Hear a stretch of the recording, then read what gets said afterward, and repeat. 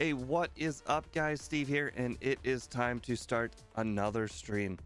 I put an interesting over-under today. I don't know if you guys saw, but my over is did not finish. That just sounds interesting to me. Anyways, today we are playing Poochyena, a Pokemon I have in fact played. I thought it was pretty decent, well, when it evolves in Gen 3. I think this run is going to be very interesting because I think statistically this is one of the worst Pokemon you've ever seen. You think of Poochyena and you think, oh, it's a dog, you know, it's going to be good. Eevee had higher attack and higher speed. Well, the same attack, not really higher, but Eevee had significantly higher speed. Now, 35. I can't begin to tell you how bad 35 is. 35 speed is right there below Fortress, a flying ball. So I don't know if that gives you guys an idea of how bad this run is going to be. This leaderboard over here, that's when you're playing at fast speed. We are going to be playing on instant speed today, so it's not exactly comparable. Like, I could probably achieve that 241 Steelix time in 2 hours flat, thanks to instant speed. So I would not necessarily take that exactly the way you imagine. But anyways, so I was thinking, even with a full Howl setup, so you multiply that attack stat by 4, because, you know, 2 times, 3 times, 4 times, 220. That's barely stronger than Genesect that we did on Saturday. So this run is very bad. I just cannot explain how bad this is going to be. You kind of have to just imagine how the Weedle, like, it looks like a strong Pokemon. That is the problem. It looks like a strong Pokemon, but it's actually just Weedle in disguise. It's a dark type Weedle. The only difference is it's got single type stab. So I really don't know how to explain this. But anyways, I will be trying out different strategies. I will be cheating at the end. If I find that I can't win the run, I will cheat until I win the run, and then I will do a second run. But I will do my best to finish the run. And who knows? If everything just goes well, like I get all my... So my final moveset that I plan on doing is going to be Rest, Return, Curse, because I want to be able to use Rest on a Snorlax, so not Howl. And then the fourth move is kind of irrelevant. The fourth move is kind of hit or miss, but I think that fourth move is going to end up being Sand Attack, because I'm going to need to be able to last long enough to be able to set up. But if I end up not winning with the Sand Attack strat, I will try Lovely Kiss. I will try Protect. We will see what it looks like, but I'm going to end up probably going to have to use Mud Slap, I would guess. My only problem with Mud Slap is it's got 10 PP versus the Sand Attack's 15 PP, which means I'm only going to be able to set up on 2 Pokemon. You're probably asking, well, you only need to set up 6, so it's not that big of a deal. Now, here's the thing. This Pokemon's got 30 special defense and 35 defense, which is right there, again, with Weedle, in 35 HP. So we're not going to be tanking hits. So the Pikachu Thunders might even do 50% health. I really hope they don't, but I'm going to end up having to set up all of my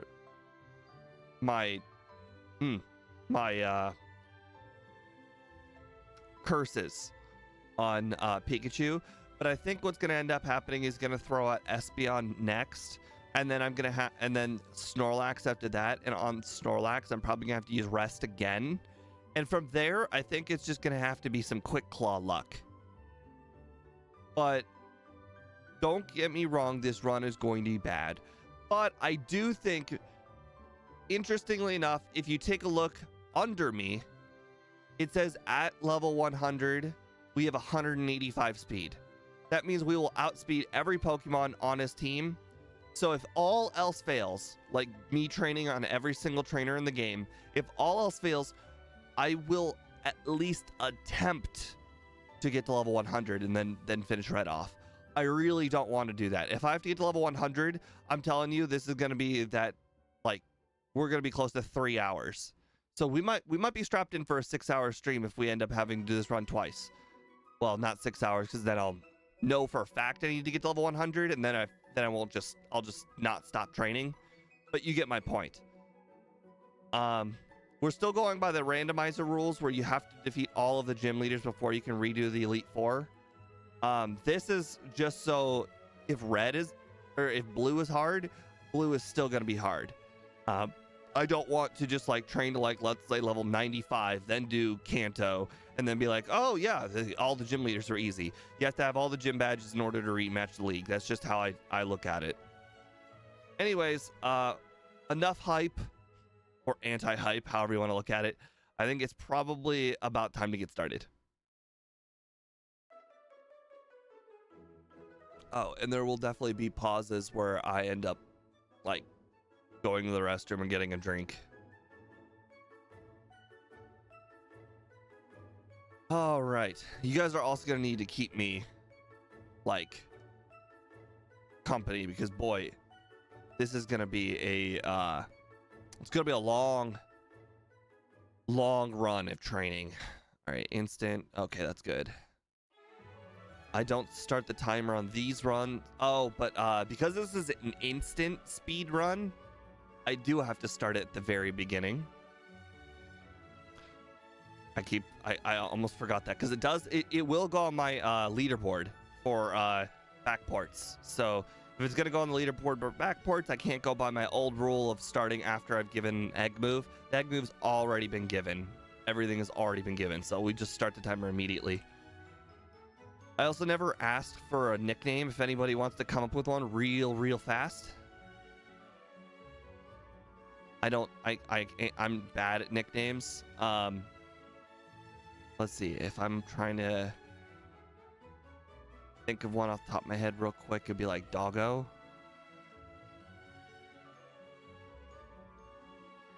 All right, well, Bonsai it is because I did not have much time to work with. Should have sown the seed earlier. And also the length of the name doesn't matter because this is a backport, and when you're instant speed, the length of the name doesn't become relevant.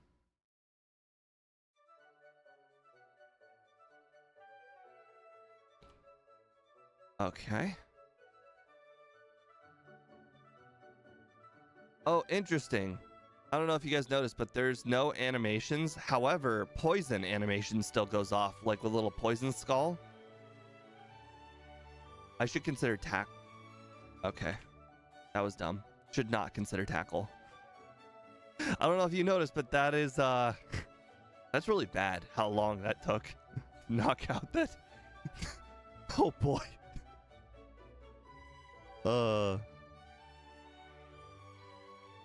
You know what? Let's go grab that. I noticed with these slow Pokemon like Snorlax, you're going to get hit by every status ailment in the game. If I remember, I needed like all of the full heals for Snorlax. And Snorlax had essentially the statistics of what this would be if this was fully set up all the time. Imagine you divide Snorlax's attack by... I don't want to say all the time. You imagine divided by a third. Or sorry, I guess 2/3. And that's the attack stat we are working with right now. But the same speed. I cannot emphasize how much the speed is actually one of the biggest hurdles of this run. Like, I looked up my slowest Pokemon that I've done before this. I looked up something with 45 speed, I can't remember. And then I also looked up Fortress, and I finished like at level 75 and I still had like 140 speed or whatever. And that means I don't outspeed anything except the Snorlax. However, there was a chance. Oh, I got sand attack. Nice. There was a chance that I was able to outspeed the I can't remember what it's called. The Venusaur, if I had a little bit more time. Like a few more levels, because the Venusaur was like 145 and I was at like 143. So it's certainly possible that you can get there above Venusaur and Blastoise. And quite frankly, that's going to be the ultimate goal, is to outspeed Venusaur and Blastoise. But again, Fortress had 140, or sorry, Fortress had 40 speed.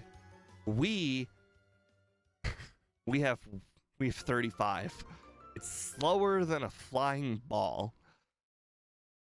So this is going to be interesting. I don't know if you guys have also noticed, but Poison Fang only has 15 PP. So when we leave here, we're going to have to refresh our PP before we get to the top of the tower. Oh, interesting. Are we not super effective against Bellsprout? Oh, poison being super effective on grass is a Gen 1 thing. Darn it. That's unfortunate. I'm also going to be picking up a bunch of stuff to essentially sell. There's no real good reason why I'm picking up all this stuff. I have a feeling that we're going to be maxed out on vitamins very early on in this run. Oh, wow. Okay. Boy, this is what it feels like to be a Weedle, huh? I need to beat at least one trainer in here, too.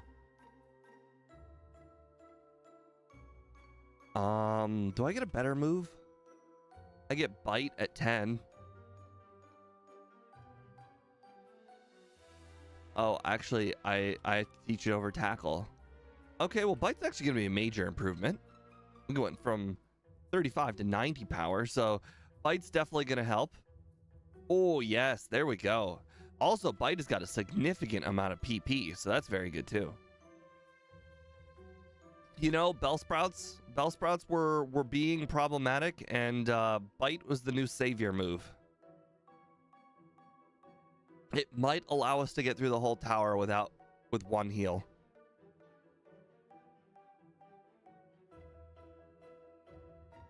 Okay, I think I will use that final potion. I got like 3 level 9s coming up. Or sorry, 7s, my bad.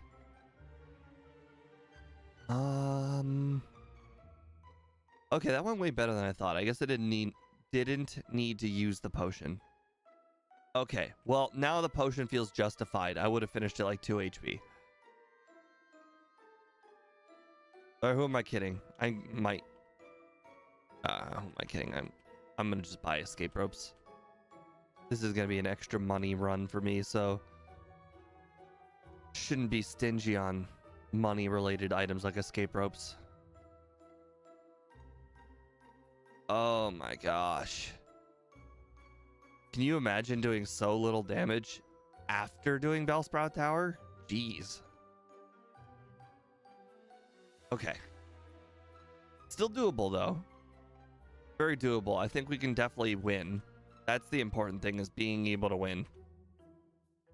The sad thing is I need to keep Howl and Sand Attack on my final moveset. Oops. So that means I really only have the Bite and Poison Fang to work with. And let's be honest, one of those is going to end up being Return. So I'm only going to have one punch move. And remember, the punch moves are basically just the Bite moves, like Thunder Fang. Basically all the Fang moves. So it's actually a pretty good equivalence. But essentially what it means is I'm pretty much going to have to teach the right move for the right occasion, and I'm not going to have the right moves all the time on me.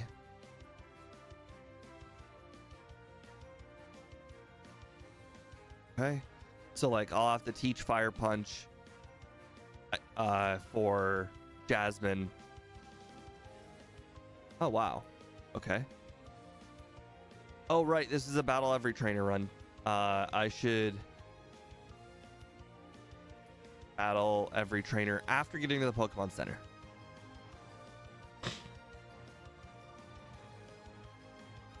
I should consider making a route all the way to the Pokemon Center where I've battled everything. Alright. I want to get all the trainers that are within, like, good, like, eye shot from the Pokemon Center that can accidentally battle you.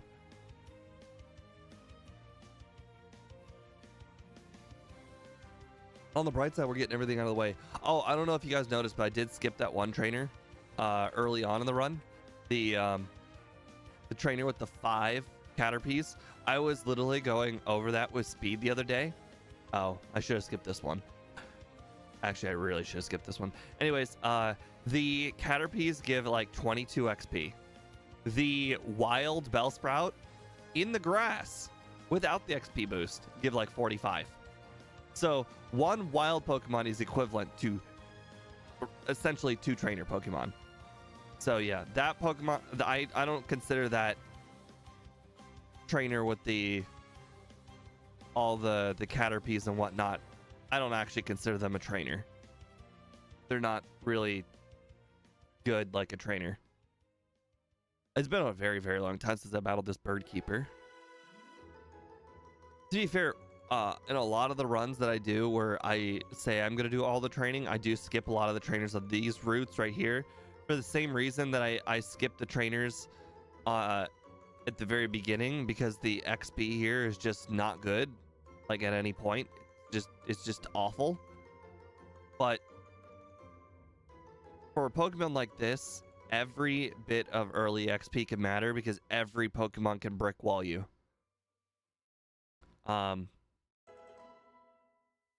Crap, I also can't remember what our weaknesses were. I wanted to say it was fighting and bug.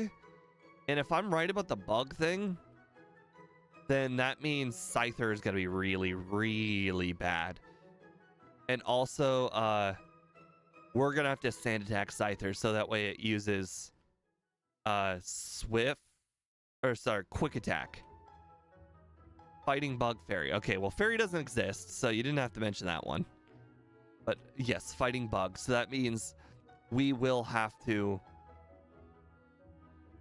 sand attack. Actually, in hindsight, now that I think about it, I can probably... Okay, let's see. Hold on. Can I learn Swift? Wow, I can't learn Swift? Jeez, I just usually stick Swift on movesets just because like anything usually covers Swift. Like so many things can be Swift. Holy crap. Okay, well, we're not gonna Swift. So essentially what we're gonna have to do is we're gonna sand attack the Metapod. We're gonna use Howl on the Metapod all the way up to maximum, and we're gonna use one sand attack on Scyther, and then we're gonna just poison Fang and just hope we like 3-shot it. All right, we have to come back to finish those extra trainers off. We currently have 6 bites, and that is not very much left.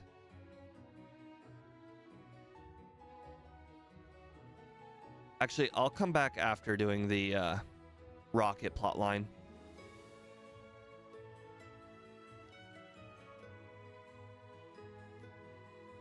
Scyther is 41 speed.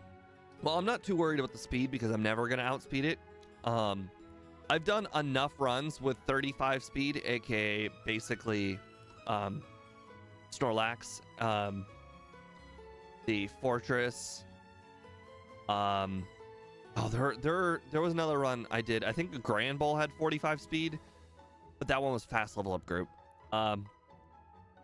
Interestingly enough, today, being a medium fast Pokemon might be better than being a medium slow Pokemon, because that middle point where medium fast and medium slow intersect is about 68, and therefore you actually start gaining XP faster than medium slow at 68. And to get to level 100, it actually requires less XP to use medium fast. And in a Pokemon where you're first seeing yourself finishing at possibly level 100, that actually makes a difference. So being medium fast today is actually kind of a luxury, which is not something most people could say about any run. Holy crap, look at that low kick. Okay, so Chuck is gonna be bad. That's not good.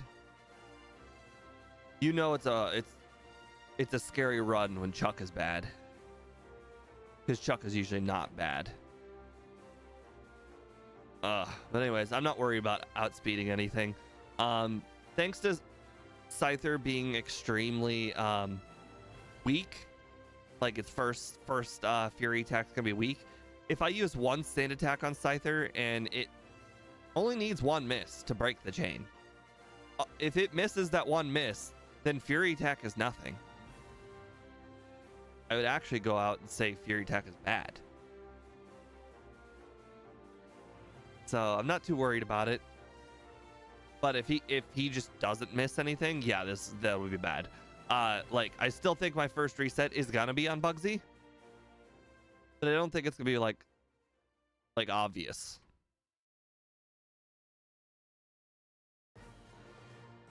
Outspeed everything on Rivals 2 teams. That's good. Oh, if you're saying I outspeed everything on Rival 2's team, then I should consider doing Rival 2 first. I think that's exactly what you're telling me. I should do Rival 2 first. We'll see. Literally cannot hurt. All right, 180 power, good. 23 speed, okay, nice. 27, nice. Razor Leaf. Razor Leaf did surprisingly a lot less than I thought. That was good. I mean, to be fair, I was a lot higher of a level, so that makes perfect sense. But thank you, Boss KO, for pointing that out. I think that was definitely the right strategy. The only thing that really could have screwed me over in that battle, because it looked like Razor Leaf was going to do the same amount of damage as Bite. So essentially, the only way to lose that fight is if she gets the high rate of Razor Leaf and gets a crit. So, I mean, it's certainly not unlikely to get a crit. Oh, nice, Annie. Annie, are you playing the same game? Or are you just playing Gen 3 and you're just doing it?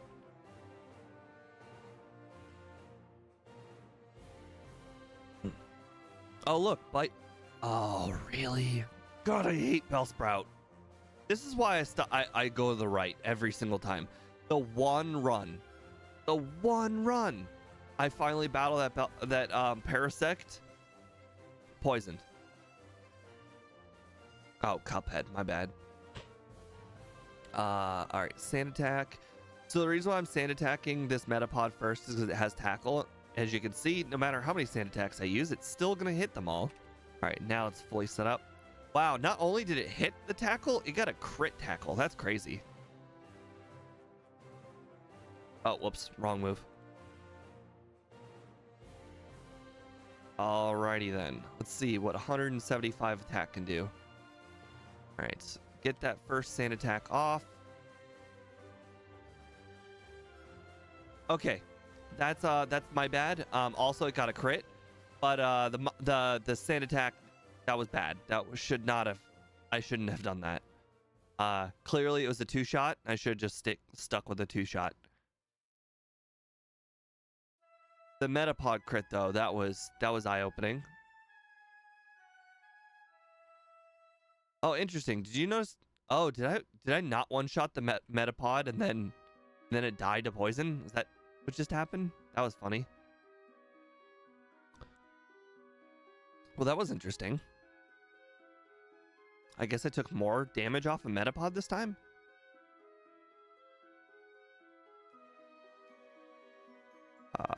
4, 5, 6.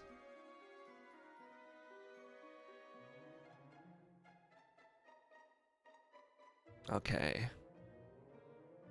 Oh, okay. I can get my own crit. Not a good strategy, but you know, it's something. Okay, I was thinking, oh, I wonder if I made a bad idea or it made a bad choice by not learning Feint Attack there, but it just dawned on me that Feint Attack has less PP than Bite. So, no, that was the right decision.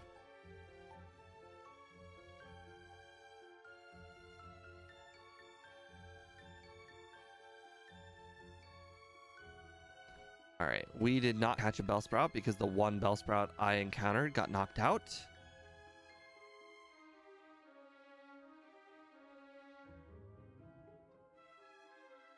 Why can Oddish never go in one ball? Oddish is so stubborn. Okay. Now that it went in, let's get that repel started. Where the heck? Oh, right, because I picked up so many items. Okay. Yeah, -6 accuracy is not what you expect. That's why I switched to -3 accuracy there towards the end. All right, grab that revive because it's worth money. I'm also gonna grab a charcoal, and the reason why is because I want to buy like a lot of extra punches because I think I'm gonna need them later on in the run. So I should probably just consider getting those now. All right, so let's get antidote. Outlive the berries, paralysis cure, accuracy.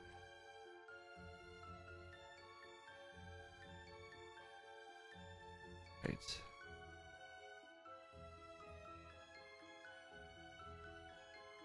Okay, so that should get us enough money for at least several punches. Okay, so, oh wow. Okay, well we're still not catching it, but that was a rare encounter if anybody understands. That was like a 5% encounter.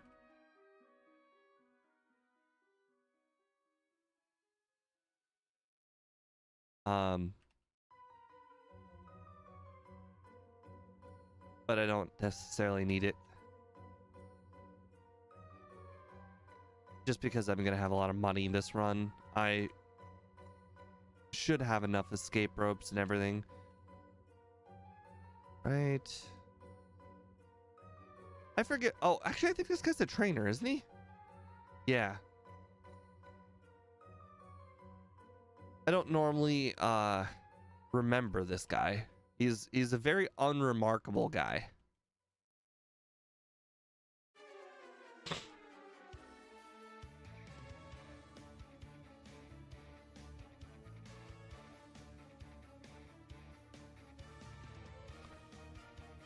Well, it's really nice having a neutral attack.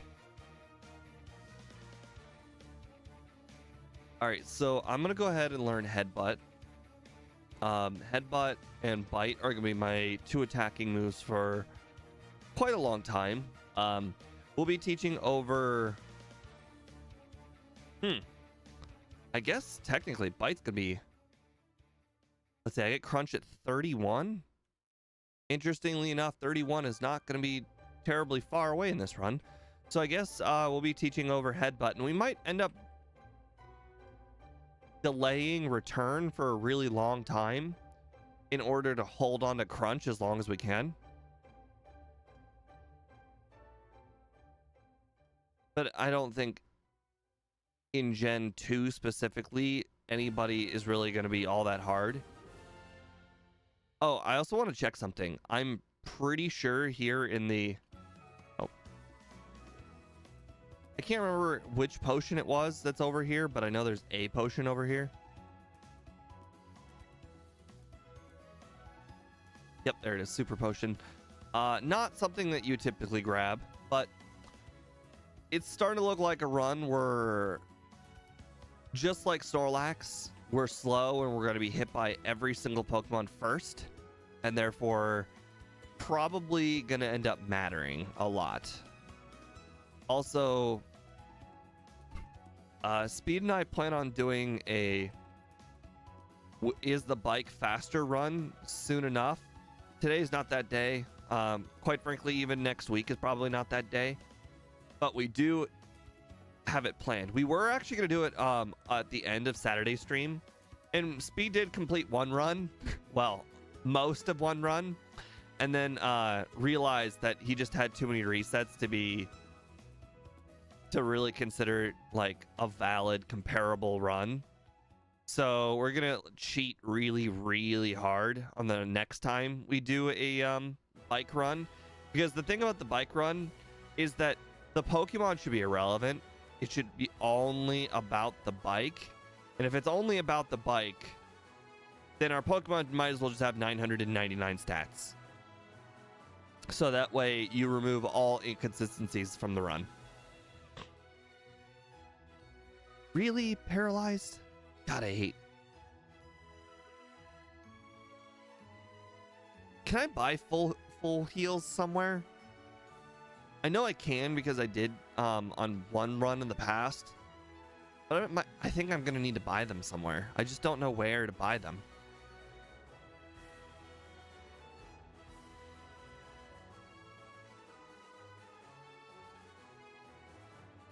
No, I don't think we're actually gonna be playing with Arceus.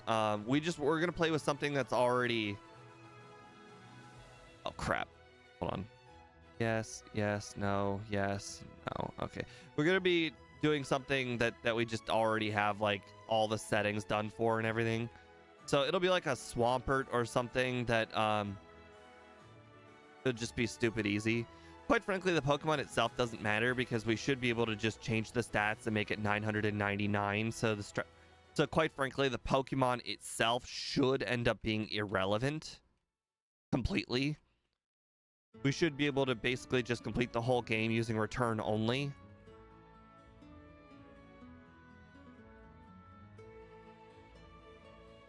I guess I should say return only because return can't hit Morty, but you get my point. We should be able to freeze our stats at 999. Heck, we should even be able to make saving not a thing. I don't plan on actually beating Whitney here. I'm actually just doing this for the training. I don't know if you noticed, but that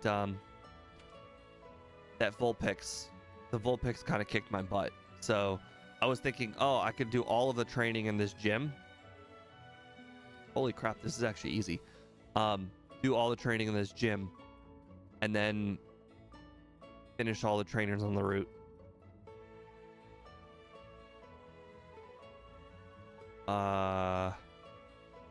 Interesting.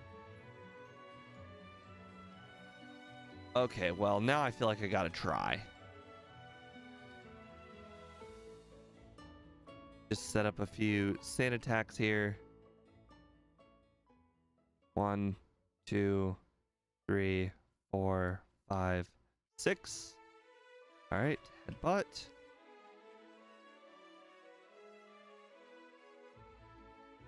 Wow. Okay. You know, sometimes you forget how good badge boosting is.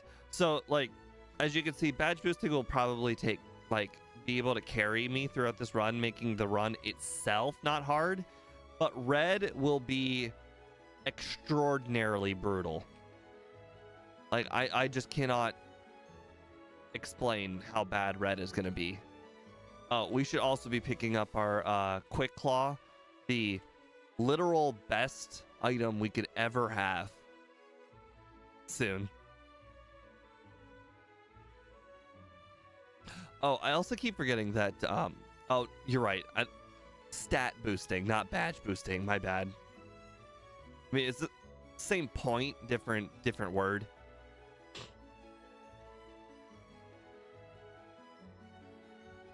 Okay, luckily these trainers coming up are Voltorbs and not Magnemites, because holy crap, those Magnemites, paralysis, man, that sucks. We're also getting there close to 31 soon.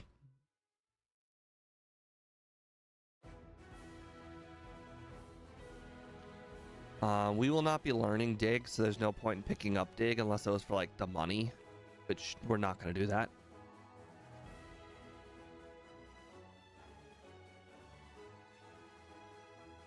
Plus, later on when I said the whole buying the punches thing, I want to make sure that at all times I have a physical move.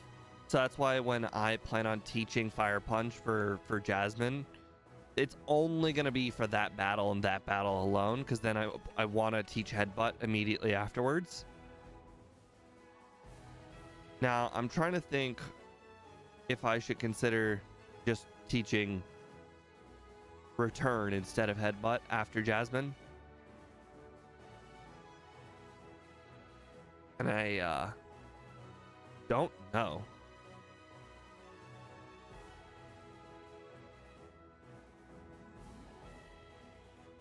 No, I wasn't wrong when I said Headbutt speed, because I might want to hold on to... Alright, well, now I think about it, I don't think I'm going to need to hold on to it. I think we'll just end up teaching over Crunch when we get to Lance. Alright, so let's sell some stuff.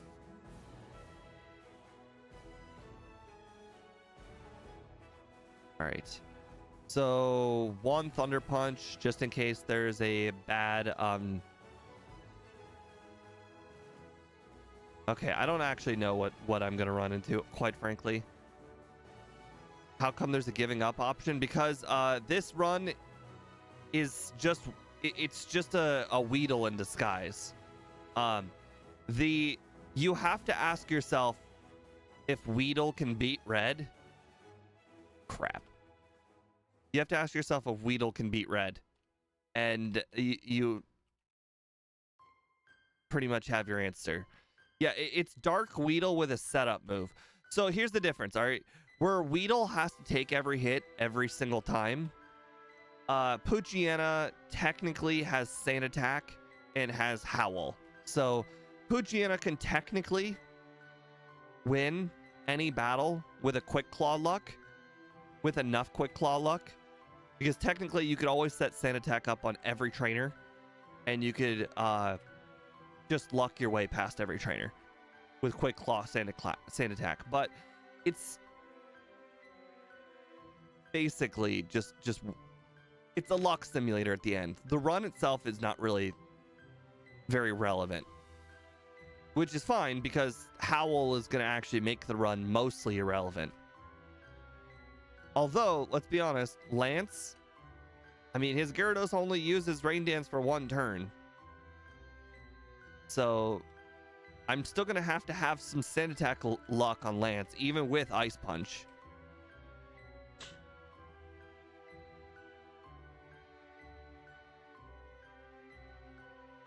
Well, I don't know if you've looked at the stats, Annie, but of course Ledian's going to be a higher tier than Poochyena. Have you seen its stats? Ledian, I think, has like 100 special defense. That's 3 times the special defense. Like, it's like I just cannot emphasize enough that it looks like a good Pokemon, but it's just a Weedle. It's just a Weedle in disguise. It actually, Weedle is faster.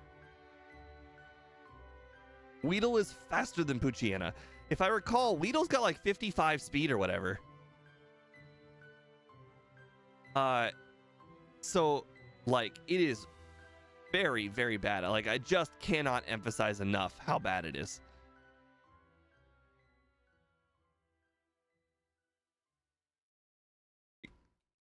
Like, it's worse than Weedle.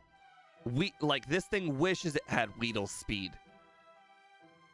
This thing wishes it could have the speed of a floating orb that is Fortress. It wishes that it had the speed of a flying bug that is, or sorry, that a squirming bug that is Weedle.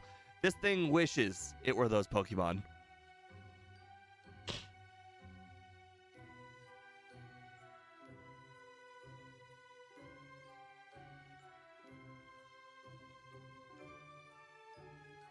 On the bright side, unlike Weedle though, Weedle struggles throughout the entire game.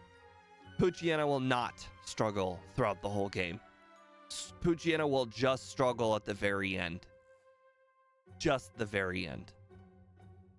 I will probably be able to Sand Attack Howl my way through basically every fight in the entire game, and Weedle couldn't do that. The problem is that the Elite Four is fine and all. Like, their Pokemon aren't the greatest. They have a Pokemon to set up on generally. Red doesn't. Pikachu, people think, great target to set up on. But you also got to remember, Pikachu almost always starts with Charm. So that's more setup I'm going to have to do. Pikachu's Thunder is a stab Thunder. Like, it's good. And also, it's the most accurate Pikachu to ever exist. Like, I can't emphasize that enough either. It's the most accurate Pikachu ever. Okay. We have enough speed to outspeed everything except the Gengar. Which means I can probably just come back with the berry and win this battle.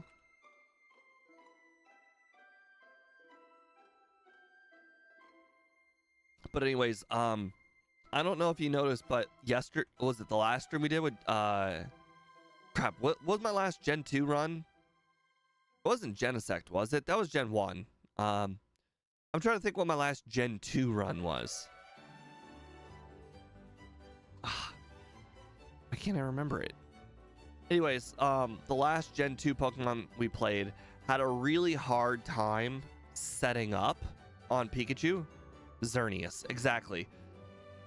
Wait, no. Xerneas, no. We played a Pokemon after Xerneas. No, Xerneas didn't have a hard time setting up. There was a Pokemon after Xerneas. The one that just Speed and I played. That was it. Not Xerneas.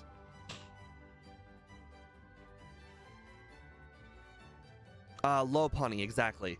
Lopunny, I don't know if you noticed, has double the stats of Poochyena. It could not survive three Thunders. So I just want you to know, if you do that math, that means we can survive 2 Thunders. Let that sink in. We can survive 2 Thunders. So setting up is not going to be easy, as I mentioned. And think about it. If we can't survive 2 Thunders, we can't survive 2 Hydro Pumps / Blizzards. We can't survive 2 Flamethrowers. Like, it is...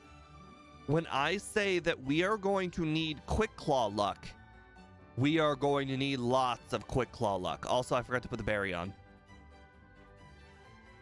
Oh, wow. Thank you for putting that extra Haunter out. Now it's just Gengar.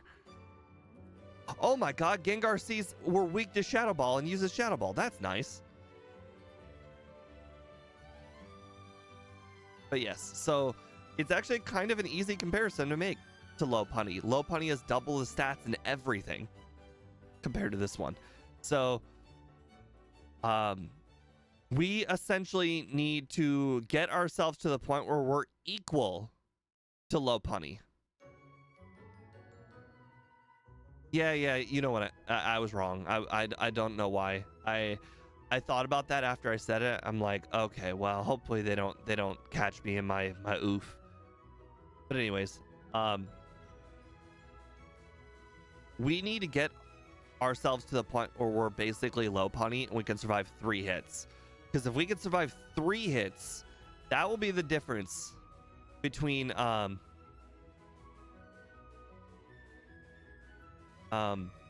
winning and losing.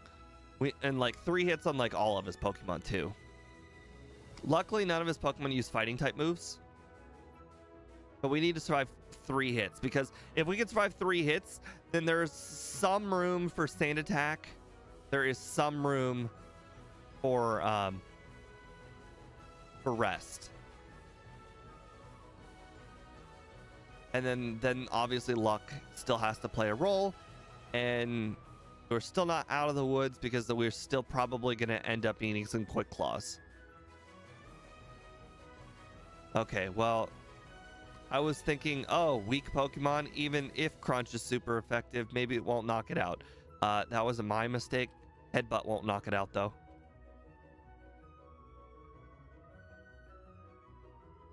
Really? In red HP? That's rare. Red HP lure ball? Crazy.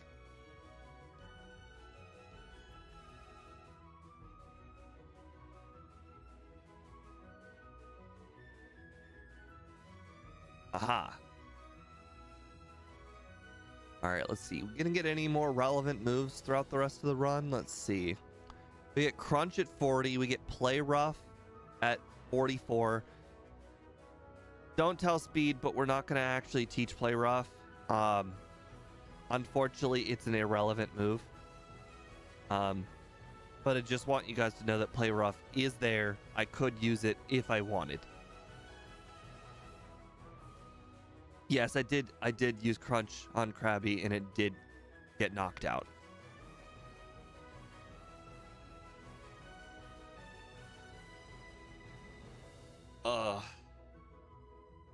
I'm gonna run out of crunches soon. That's the crappy part about Crunch, is it's not super effective on most Pokemon, and it's only got 15 PP. Is not great either. Also, Headbutt only has 15 PP, which is not great either.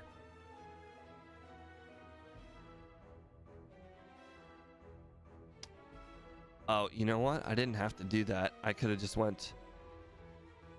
fell a floor. Oh well. Holy crap, that was a 5-hit Fury attack. That did a lot.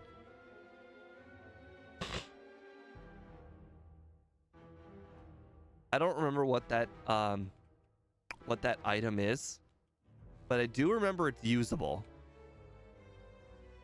I do remember that item that I just picked up is not irrelevant.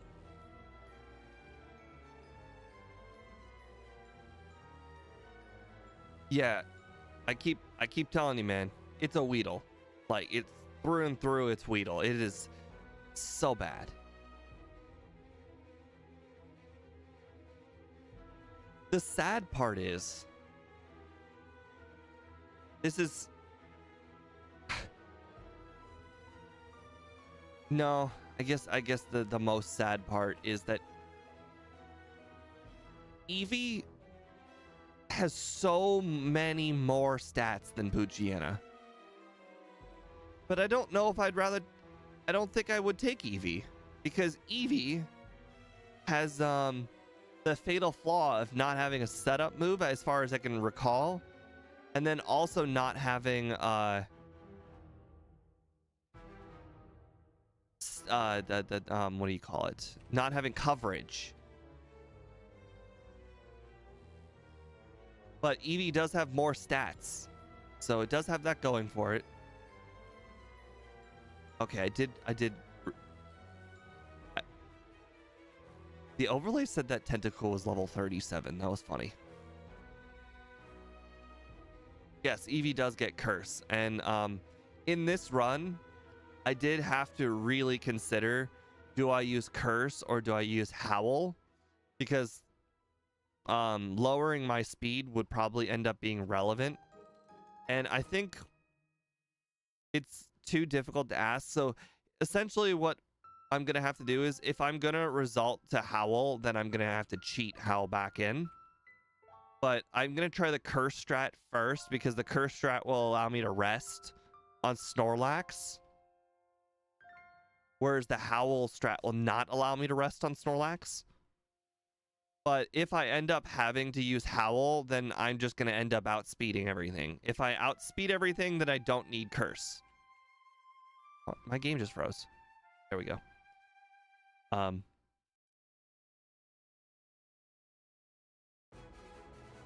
So yeah. I will just have to hack Howl back on my moveset, and then we'll have to do everything correctly in the second run. Which, by the way, will force me to do a second run, which is not exactly what I want to do, but, you know, if I have to, I have to.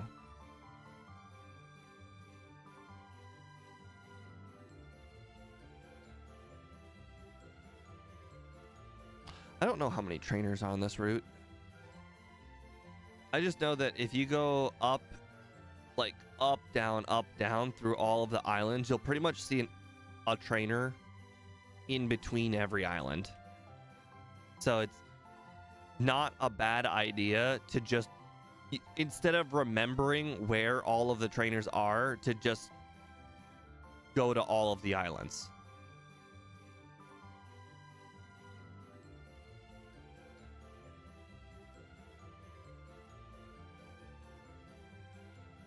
All right. I think this is the last one, but there might be one in the bottom left island. Actually, there's a pretty strong chance there's one in the bottom left now that I think about it. Right. Oh, look, a Mantine. 168 base XP. That is really, really good. Mantine is even more good for training than Ponyta.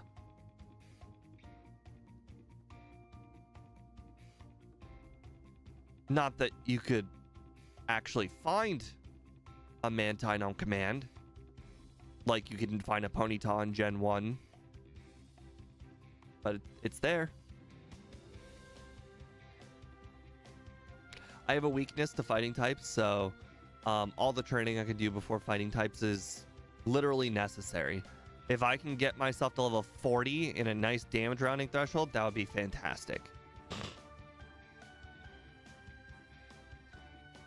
Oh, it looks like I'm just gonna be just shy.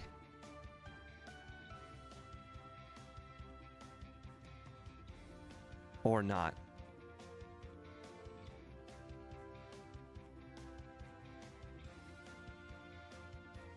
Alrighty.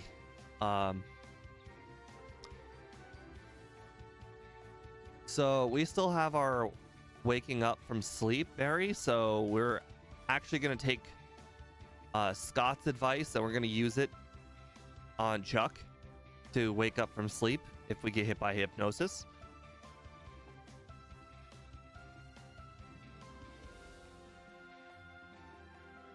So didn't somebody tell me that if Chuck were to use lock on, it ignores all stat debuffs and makes the next move hit no matter what? Because if that's true, then I can't really sand attack Chuck's Poliwrath.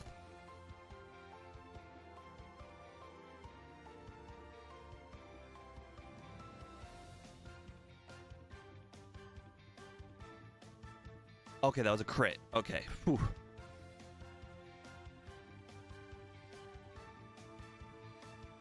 All right, I think we'll put the waking up from sleep berry on. We actually want him to put us to sleep. I think what I'm going to end up doing is I'm probably going to use Sand Attack on the Primeape and set up as much as I can on Primeape and then just hopefully one-shot the Poliwrath. At least that's the goal. I think we're going to go with 3 Sand Attacks. I think you get the most value out of 3 Sand Attacks. Oh boy. Okay. You know, I said the most value. It doesn't mean all the value. See, here's the problem I don't like about Sand Attack that I tried. Oh, nice. So I told Speed, the reason why Speed stopped using Sand Attack by my request is basically for what I just did right there. I don't know if you noticed, but when you use Sand Attack, you automatically assume the next move is going to miss, because that's how it has to work. You generally, if you're using Sand Attack, it's a last resort, and if it's a last resort, then you need the next move after Sand Attack to miss. But here's the kicker. You also need the following move to miss. And if you do the math, the first turn of Sand Attack is like 66% or whatever. The second turn of Sand Attack is like 50%. So what's 66% times 50%? Quite frankly, it's really high. So Sand Attack is never a winning strategy. You only use Sand Attack if you absolutely must. Because Sand Attack is not a strategy you can consistently ever set up on. It's only a strategy that you have to use if you have no other choice. I think a lot of people don't understand that. See, Annie said 75%. And remember, generally when people set up sand attacks, they set up a third sand attack. So if you want to do the math, tack on an extra 40% to that, Annie. Whatever, 66%, 50%, and 40%. Do that math. 66, 50, and 40. That's basically, you remember, all three of those have to go off every turn. And then the turn after that, that's the turn you really want to start doing your business. So you actually have to do 40 again. So it's 66, 50, 40, 40. That's basically the luck you're trying to get when you're doing sand attack. You need all 4 of those to miss if you want sand attack to work. And now you can see why sand attack is never a winning strategy. In fact, I prefer Confuse Ray over sand attack almost all of the time, because Confuse Ray has the opponent hitting themselves. The opponent hitting themselves is aiding me in the damage that I'm trying to do to the Pokemon. Oh, that's funny. The problem, again, still means that it's 50-50 on the first turn, which by the way, I'm not attacking. I'm not attacking in the first turn. So you still have, it's a 50% chance that it hits themselves. Then there's a 15% chance again the next turn that they hit themselves, and a 50% chance that they hit themselves in the following turn after that. So again, odds are still very bad. The only difference between sand attack in both sand attack and Confuse Ray in both scenarios is in scenario 1 with sand attack, the opponent just has to miss. Like, there just is no alternative. With Confuse Ray, the after that, when they hit themselves, I'm also hitting them, so it might reduce the amount of turns to knock them out by a turn or two. So I think Confuse Ray is almost always better than sand attack. But you also got to remember, Confuse Ray does not last the maximum amount of turns every single time. Confuse Ray can run out after like 2 turns. So you do have to factor that in. Sand attack is infinite. Oh, right. I'm still going this way. So yeah, it really depends on what you need to do. But I generally would prefer Confuse Ray over sand attack in a lot of scenarios. But if you need to go past like 3-4 turns, like, okay, so here's the difference, all right? I think if you want to, like, your goal, you have to have a specific goal in mind. If your goal is to set up 6 Howls, you want sand attack. If your goal is to just knock out a Pokemon, then you should use Confuse Ray.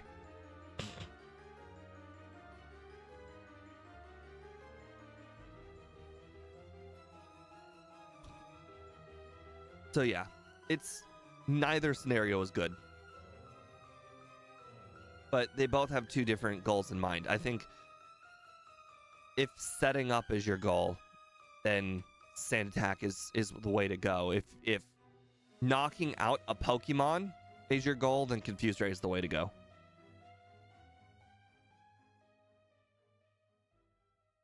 And I think I finally convinced Speed of that the other day when he was like, I just need this luck to go right, you know? The luck in question was the opponent missing 4 times in a row. And as Annie pointed out, that's not likely to happen.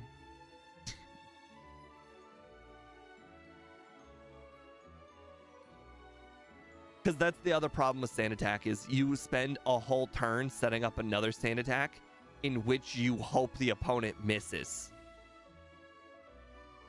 Whereas Confuse Ray, you use Confuse Ray once, and then you can start attacking.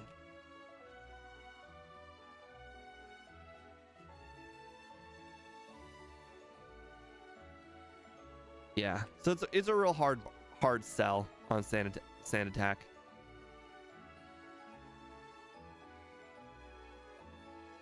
I should pay attention. Can I take the protein? Let's find out. I cannot take the protein. That's sad. The protein is only worth money at this point, and I have plenty of money. Some may even say money is no object for the rest of the game. There's not like there's like a Thunderbolt or something I could learn. I would take Thunderbolt or Thunder or Blizzard or Fire Blast, you know? I'd take any of those bad boys right now. I don't know if anybody went back to the beginning of the run, but we don't get a single move that does 100 power except Return and Crunch, if technically you want to consider Stab. By the way, there's an extra full heal right there.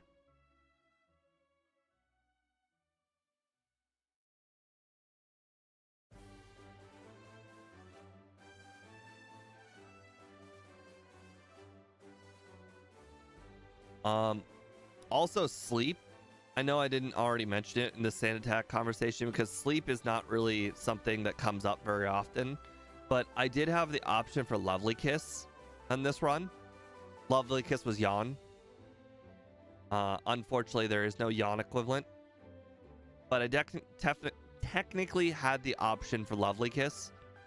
And I think in Gen 1, I obviously would have taken Lovely Kiss because the turn it wakes up, you can just use it again. But in Gen 2, when they wake up, they can hit you. So it's okay. I definitely am considering, though, if the sand attack strategy does not work, I will definitely consider my backup strategy, which I already mentioned the backup strategy, which was get to level 90, like 6 or whatever, essentially get to 180 speed. Get to 180 speed, then use Leftovers and Lovely Kiss. Basically, I need to outspeed every Pokemon and put them to sleep and then knock them out. That's kind of what the goal is. What are the resets? I believe there was 2 on Scyther.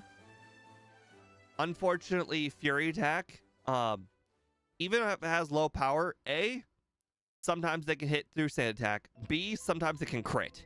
So, Sand Attack's not perfect. Definitely a flawed strategy. Unfortunately, there's not a way to do better against Bugsy. I actually don't think I'm gonna need double team. I think the backup strategy that I just mentioned with the Leftovers, basically outspeed every single thing, use Lovely Kiss and use Leftovers, is pretty much like a can't lose strategy. Because I mean, essentially even if he wakes up and hits me one time, the Leftovers, while the opponent is asleep, should be enough. The Leftovers should heal me enough to survive. I think I might not be able to survive 2 hits from anything, but as long as I, put them asleep for a few turns, it'll be good enough. Oh, we already passed Lovely Kiss. Lovely Kiss was at 34. This would be a second run strategy. This would be I have expelled all other avenues, and we are now cheating. Thing. We have resorted to cheating at that point when we go to the Lovely Kiss strat. And then we'll have to do a second run to make sure that it's technically not cheating.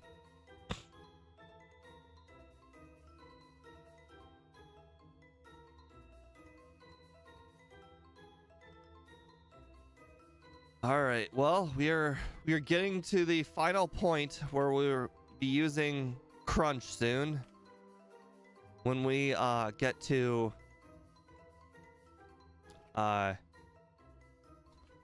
Jasmine, I think we're gonna teach Fire Punch over Crunch. Now the question is, when do we teach over Fire Punch for Ice Punch? When do we do that?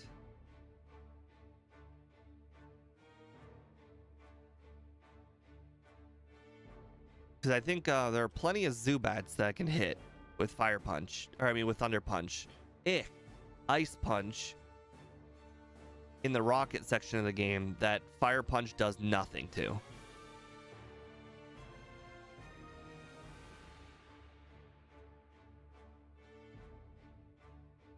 Either way, I bought multiple headbutts. Not going to need them.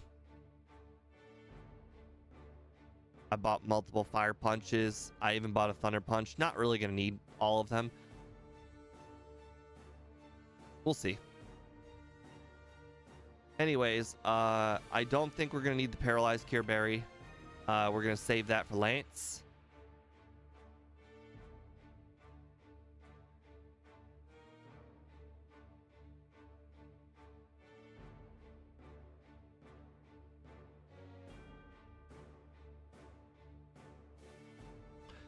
You know what? I could have taught return like a long time ago.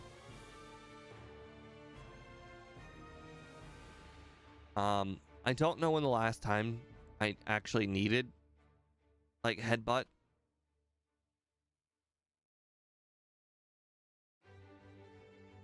I think we'll just go ahead and each return now, I guess. Ice punch and return now.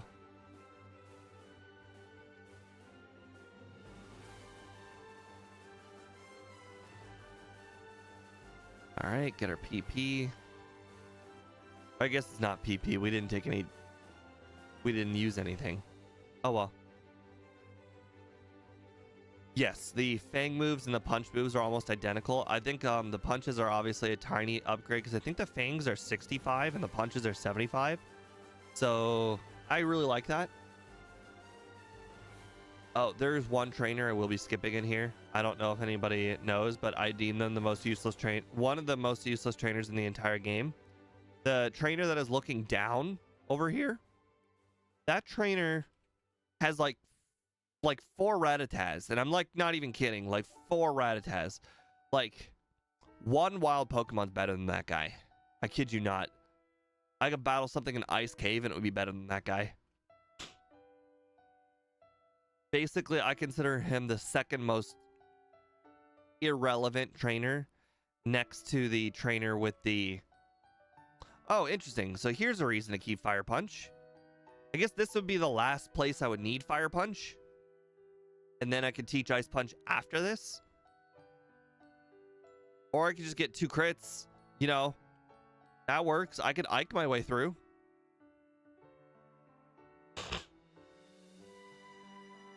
That'll just be a learning spot for the next run.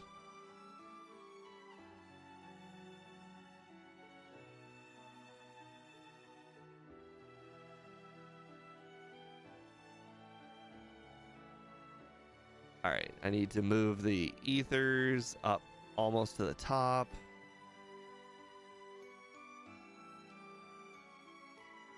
Come on, dude. Today's your lucky day. I want you to see me.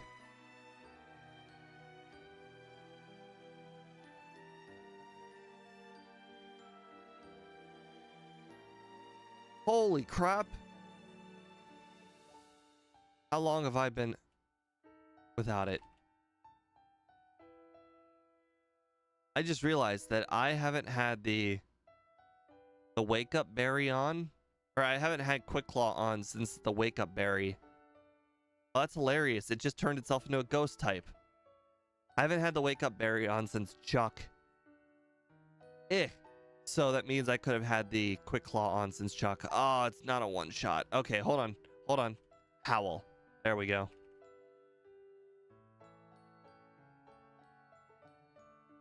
Thank you, Boss KO. I appreciate that kind of update. It really helps. Knowing I can outspeed everything on the team does make a major difference. Yep. Us with our full 77 speed.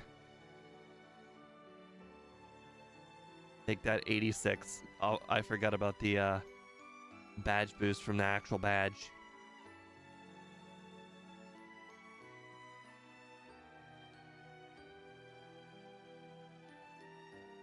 Ah, I didn't talk to the sign next to the door. I only talked to the door a bunch of times.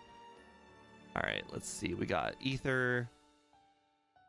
Go. Save. No wishy-washy yet. That's wishy-washy would be a good run. I don't know what you're talking about. Ooh, I one-shot Golbat? Not that coming. Ow. Thunder Wave, that sucks. Okay. Oh, defense rose. I should have used. Ah. Okay. I would consider the paralyzed cure berry, but I don't think it would help.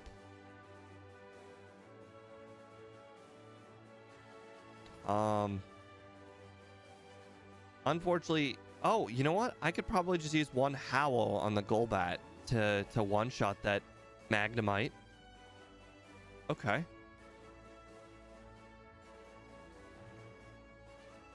Or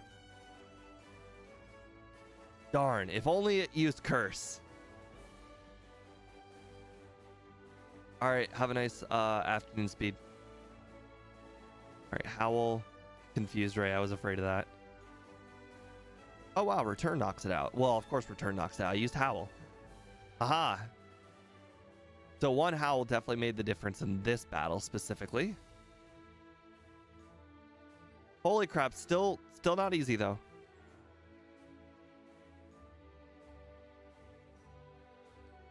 It's interesting. I don't think I've ever seen that Haunter actually use Shadow Ball before. Quite frankly, I don't think I've ever seen that Haunter not use Curse. I feel like that Haunter is almost a guarantee to use Curse every single time I've ever seen it. And it also usually comes out second. I guess because of my Dark type, it's like they treated the order differently.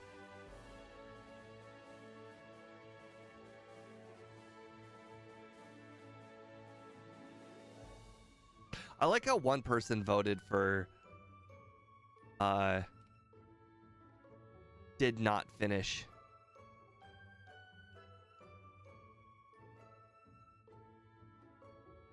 It looks like we're making great pace for that 210 to 230. I was pretty okay, so I put that under 210 there as a, hey, what if I first try red? What if I think that this run is so much harder than it actually is? That's why I put that under there. Looks like I fooled nobody.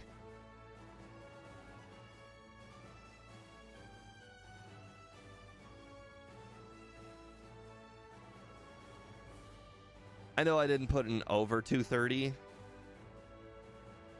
I didn't really think like over 230 was like, if I got an over 230, I was pretty sure that that was like my breaking point. Like I wasn't going to give it more than 230.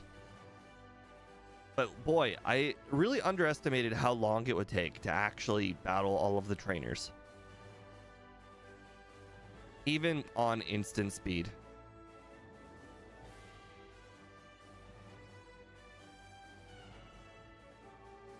I guess technically a lot of the talking, we're almost done with a lot of the talking.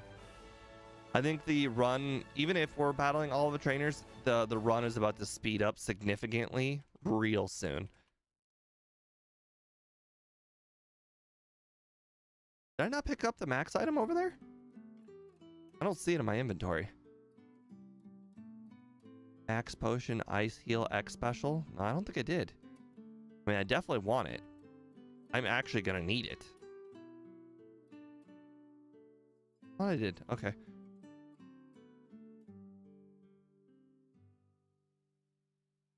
I'm definitely gonna run out of return PP.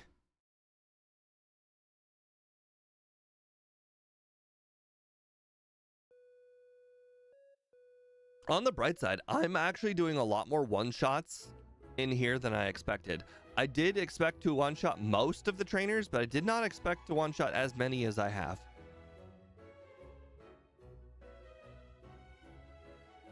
Interesting, boss. I did not know that. I did not know Sneasel was even considered a speed demon. Actually, I shouldn't even say speed demon. Because Sneasel's not that fast, but none of Claire's Pokemon are fast. I know that Dragonairs are not particularly fast, but I also definitely know that oh, whoops, wrong move. Dragonairs are not particularly fast, but Kingdra is an 95 speed. So I mean, Kingdra is not too bad either. Where's that max? Oh, I've got 2 max ethers? When did I pick up the first max ether? Interesting. True. 120 or 115 is very fast. Boy, I don't know how many times I've gotten poisoned by sludge, but in Gen 1, sludge is like a 50% poison. In Gen 2, it is not a 50% poison. It is, they definitely lowered it. You could check on Cerebi. I've gotten poisoned by sludge a lot. Like a lot this run.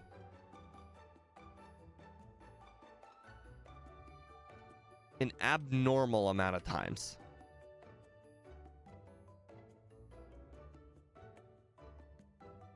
I mean, to be fair, most of that being outsped was beginning.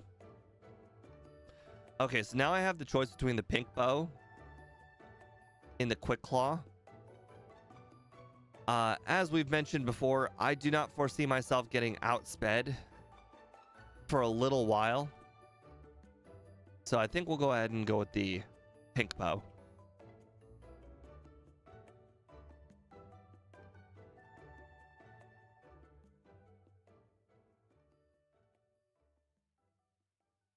Holy crap.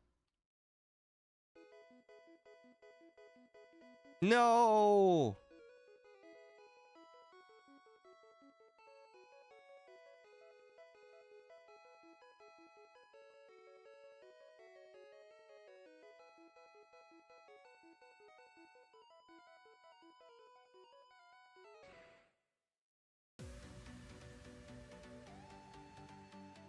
The first max ether was the item by the gatehouse leading to the Lake of Rage. The item by the gatehouse. You mean to the right? I think I know what you're talking about. You mean to the right of the of hidden power? So you're telling me there's both an elixir and a max ether in that area? Interesting.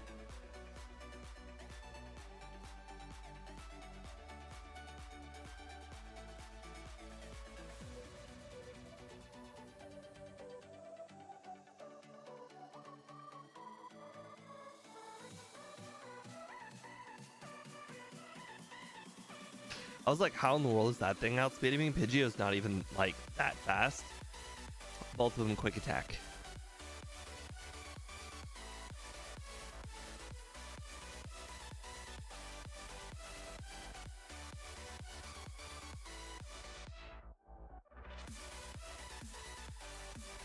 I like how getting to the item is like so easy, but getting out of the ice is not.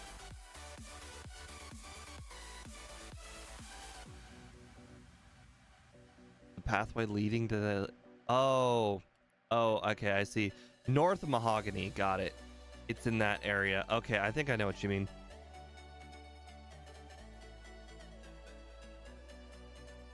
Yeah, there are items over there that I picked up I just didn't pay attention to. All right, don't need that protein. So this is one of those weird situations where I don't know which is the better move to use, Ice Punch or Return, because they're both good in their respective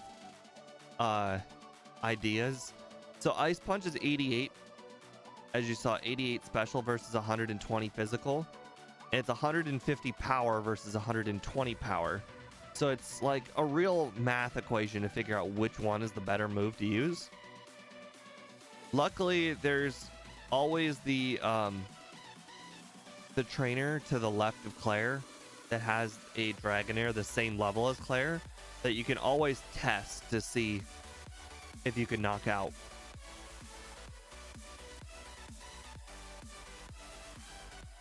Oh wow, actually for PP reasons, I might just use Ice Punch.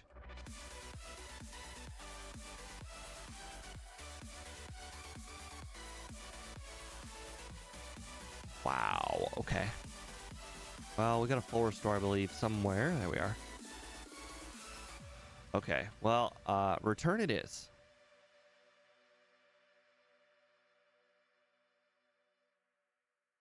I had pretty high hopes for it, but I knew return was going to be powerful enough, but I was afraid that I was going to run out of returns for, especially if I get hit by a smoke screen.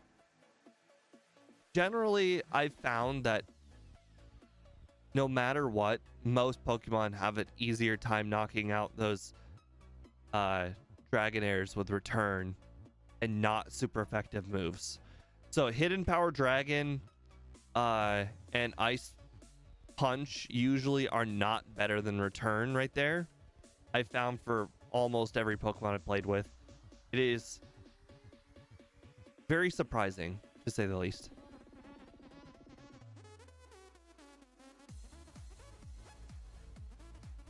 Uh-oh. Uh-oh. Uh-oh.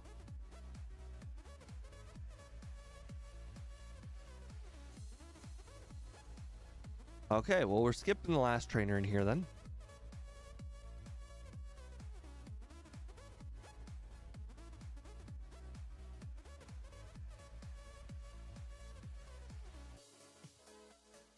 I don't want to say I forgot the heal, but I definitely didn't forget. It's not part of my route to heal.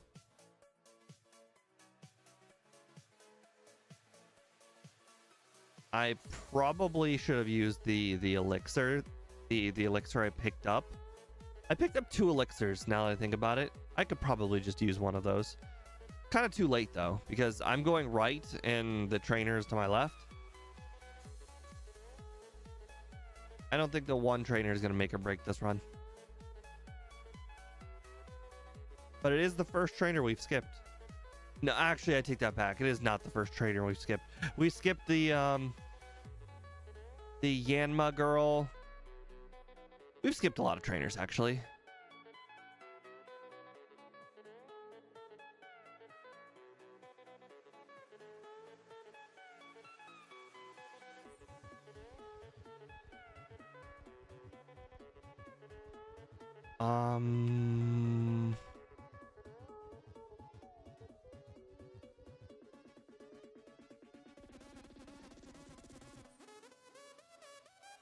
Oh, right. We have Flash today, so we can actually go pick up that last ball. I forget what item this is. Nugget? Interesting.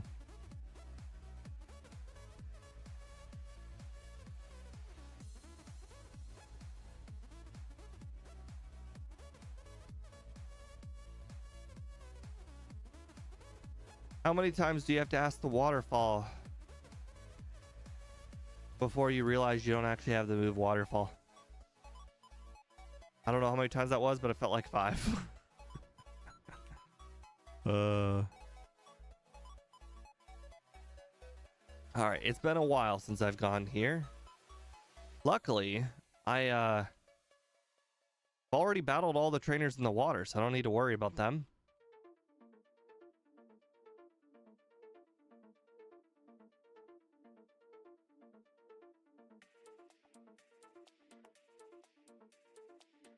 Oh, what do you know? I have Sweet Scent too.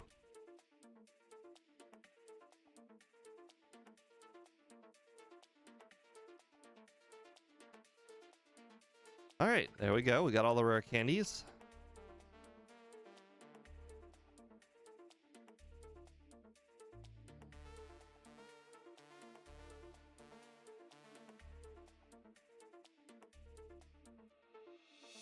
And Will? That's interesting. So I like how I'm staying right above the speed curve by battling every trainer. That is an unexpected side effect of doing all the training in the game.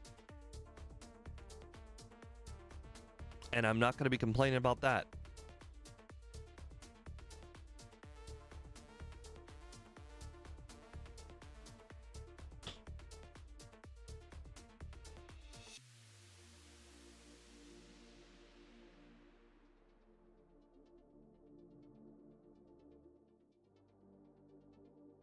Okay.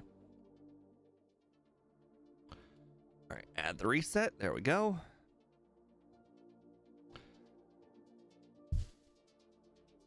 Probably should just use return. to start. Me hitting myself with higher attack was not very smart. Setting up on anything that's not like less than, I don't know, 5 Pokemon is probably a bad idea. You don't really need to set up on anything. Being over prepared in that case killed me. Because I keep forgetting that these Pokemon are like half my level, so I don't really need to worry about them very much.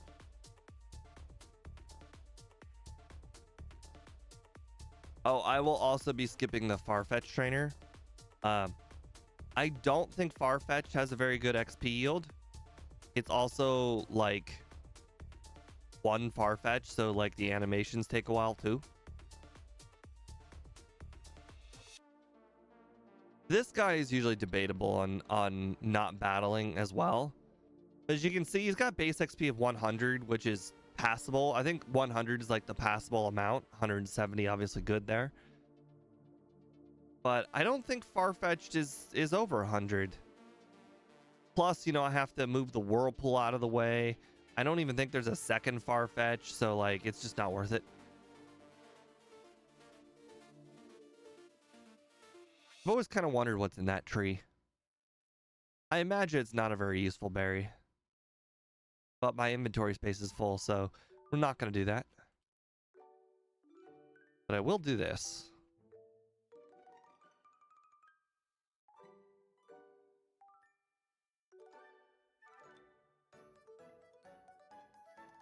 Yeah, I definitely could have used that that elixir earlier on that trainer that I skipped. I just realized I'm about to pick up a third PP max elixir just now. So those 2 extra regular elixirs I picked up are already overkill on top of it all.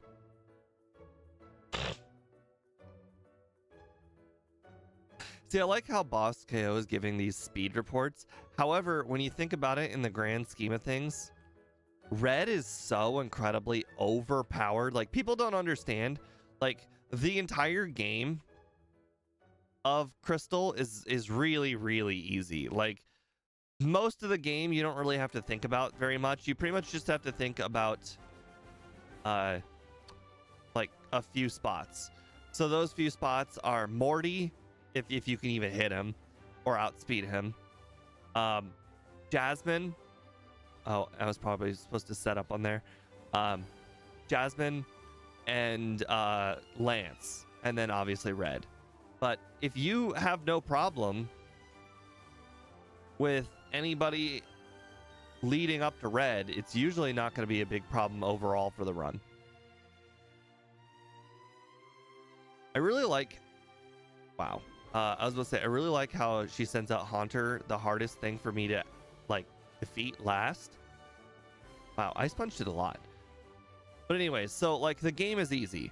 But the power level jump between Red and the rest of the game is so, like, enormous that you have to plan for Red well ahead of the time. And when you plan for Red, which is what I'm doing, then the rest of the game looks trivial and easy and like I'm overtraining. But when we do get to Red, I'm going to be so prepared that it's going to look like I don't need to do all this training. When in fact, I do need to do all this training.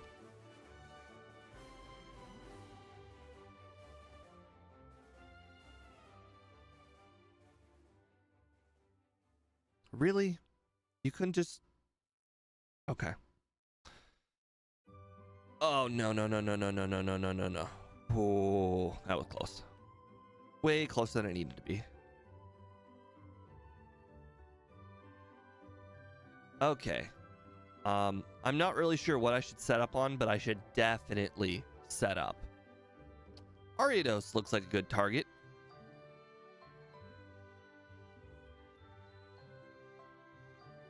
I don't know how many times is too many times. 4 is probably good enough. 4 is probably good enough to knock out everything but Fortress.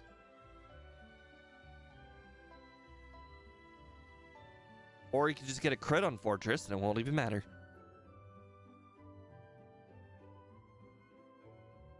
This is what I was afraid of. I was afraid of the Crobat. The Crobat is really the only thing I remember. I don't know why. But I mean, if you guys were paying attention to a stream we had a while back with Scott, we were talking about Pokemon that constantly survive. That Crobat constantly survives. I don't understand how it survives so often, but it does. And that Crobat, then he uses a full restore, and then he uses double team, and then he uses toxic, and then it gets real bad from there. What level do I have in mind for red? Approximately, so my first attempt's probably going to be around the 80 range, but after the 80 range, it then gets down to we just have to train and get to outspeed everything. And if we can't beat him at 80 something, then we have to train until we are over 180 speed. 180 speed really sucks. No, 80 is not ambitious at all. 80 is actually pretty normal. If we play the game out like we're playing currently, we'll finish at 80 because we're gonna have 10 candies. So if you add the 10 candies, we're gonna be at 71 already. So 80 is not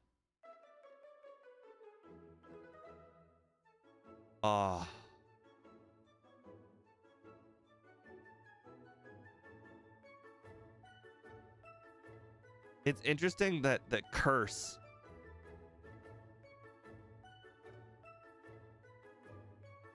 Oh, not curse. He's not using. Well, obviously he's not going to use curse. He'll be forced to use curse though when he runs out of licks. He's at -3 accuracy because he used spite. In hindsight, I probably should have just used howl until he ran out of spites. But luckily, I think it will probably hit itself to death at some point. It's gonna run out of licks soon enough, or I will knock it out. See, there we go. It ran out of moves and it knocked itself out. I don't think anybody's ever seen that happen before. Actually, I don't think.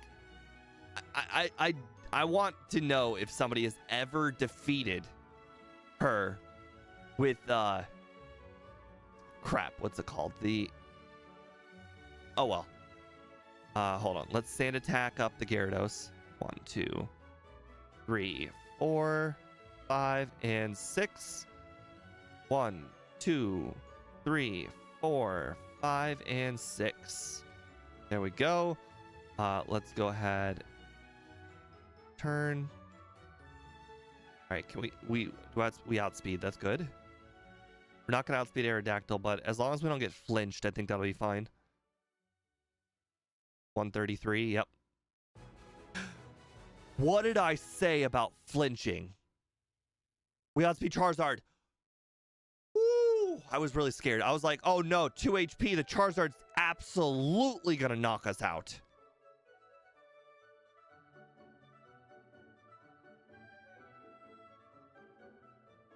Woo! I thought Charizard was faster than that.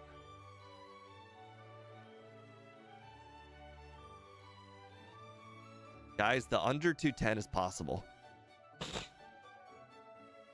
Now, if we have to train to level 1, like 90 something, it's not going to be possible. But we're assuming that we could quick claw our way to victory.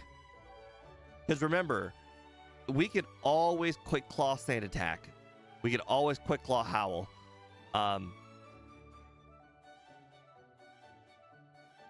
Although, quite frankly, I'm still not sure. We have to be able to survive 3 attacks from any of Red's Pokemon. If we can't survive 3 attacks from any of his Pokemon, then literally any Pokemon that he has can knock us out. Any of them. Which sucks. Actually, no, I take that back. Espeon can't hurt us. Outside of Swift. And if I forgot about Espeon not being able to hit us with Psychic. So technically, I'm going to have 3 Pokemon where Curse is better than Howl.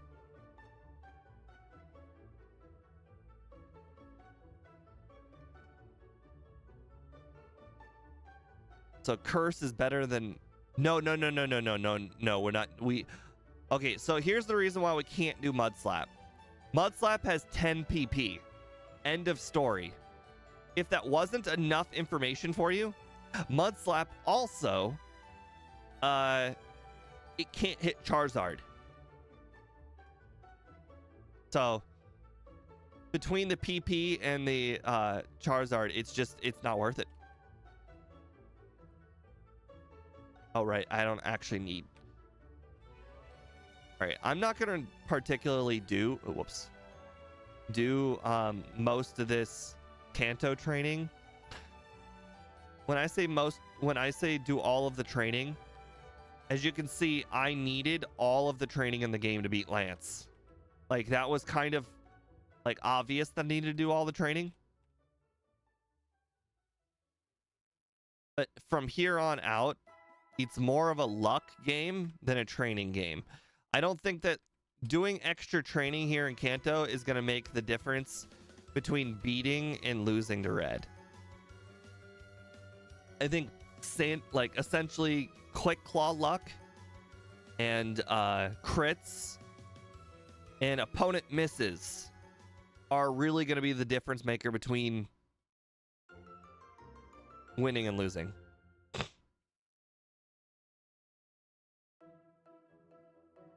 Oh, Espeon's Mud Slap. I forgot about that entirely.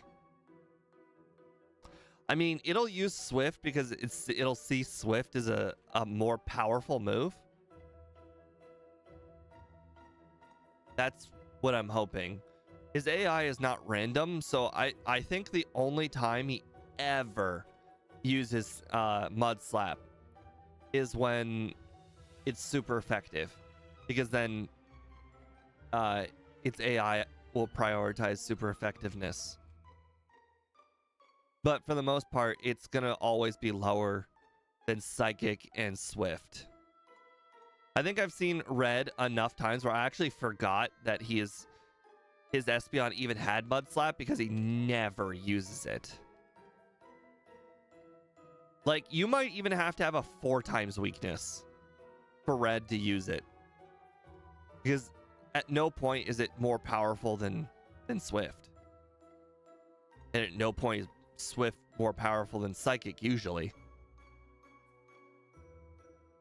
Okay, if you want to be like this, we'll go ahead and use 2 howls. Not like you can hit us.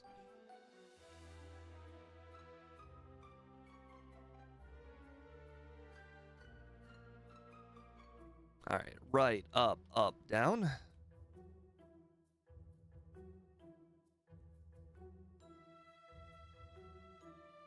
Oh, interestingly enough, I actually could have done the rock tunnel skip that Speed does, because I actually have Flash. What do you know? Anytime, so I like to say, I don't know if it's true or not, but anytime that you don't battle Jump Plume Girl or Jump Pluff Girl, I think that it's equivalent to the rock tunnel trick if you don't battle her.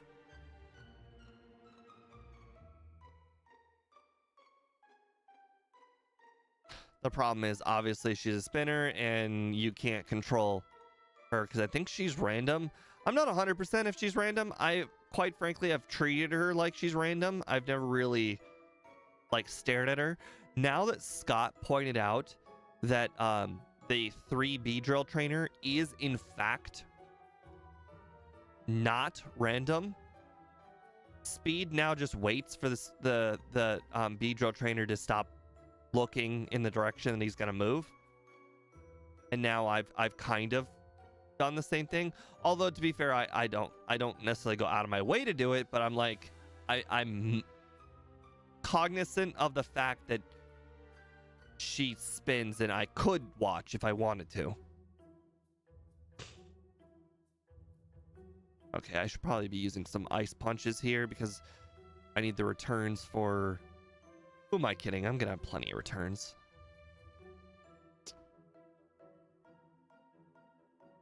I think this will again go back to the whole thing with red. If I end up having to do all of that extra training to get to what do you call it, level 90 something to outspeed red's whole team, then we'll just do all of this training. But for now, I think we were basically doing all of the training for Lance, and as you can see, we needed all the training for Lance. But now at this point, I don't think blue is so threatening that we need to do all this extra training, so we're just not.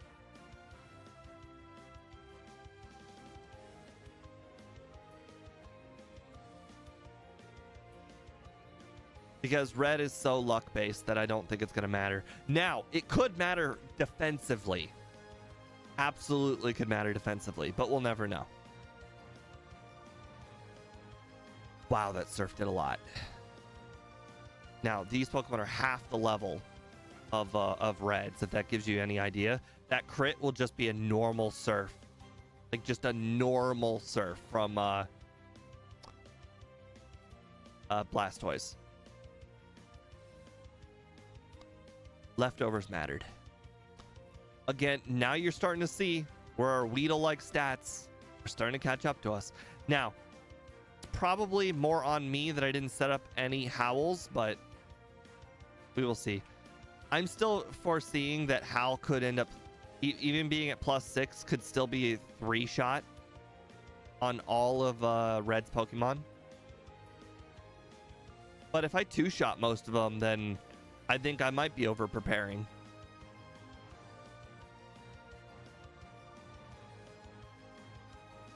But we will see. It really goes down to 2 or 3-shot on red. If most everything goes down to a 2-shot, then we might actually put up a relatively good time. But if everything is a 3-shot, then this run is going to be real bad. As I predicted, it will be bad. But we'll only know when we get to red, because right now, not a single trainer in the game is going to be anywhere close to red's power. Like this is a level 40 Raichu. Like, if it had hit you with Thunderbolt, you would have seen what a level 40 Raichu can do. But what about a level, like, 70-ish Pikachu? What about a level, 70-ish Charizard, with Flamethrower that doesn't miss? Like, it is... nothing in the entire game can prepare you for red. You just kind of have to go off of instinct and practice. Like, I've done enough runs with Pokemon like Lopunny, which have double the stats. Double the stats. But Lopunny doesn't have the same setup moves. So it's not super comparable. But you can only do with what experience you have.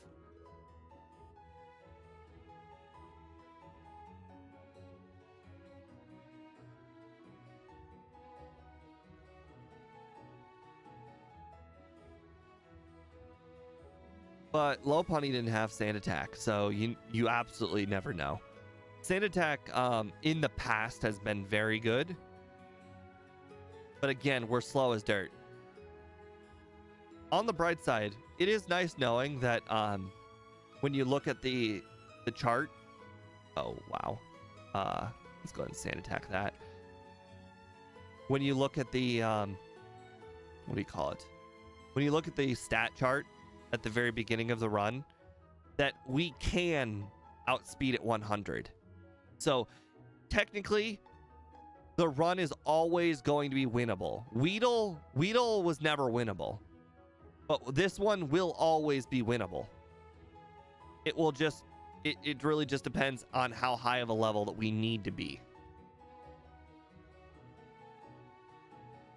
At level 100, we will outspeed the entire team of red. And at that point, leftovers should hopefully at least put us in a range where we're not going to die from every Pokemon.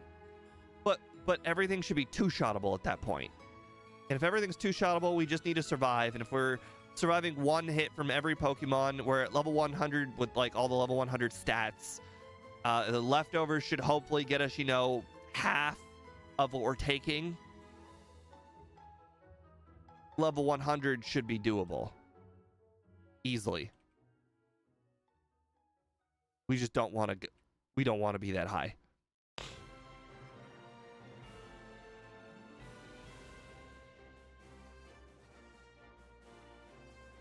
It's sad that I keep comparing it to Weedle. Because technically, like... Okay, watch. See how I passed her? Because she just spins in a circle. Not gonna lie, that was actually not that easy. That spinning is actually a lot faster than I expected.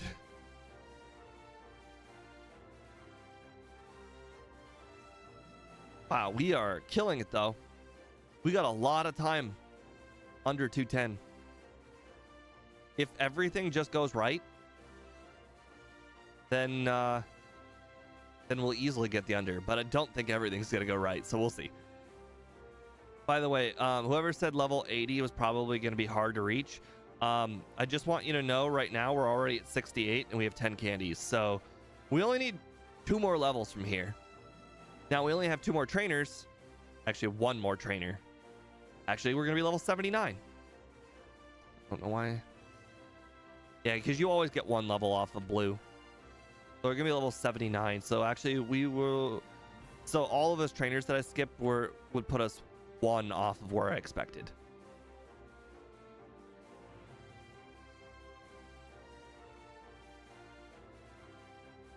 All right, sand attack.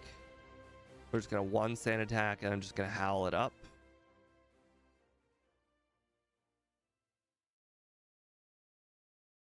Ow. Ow. Okay. So it turns out, if blue's Pidgeot uses 5 howls of its own and it's faster than you. Wait, how is it faster than me?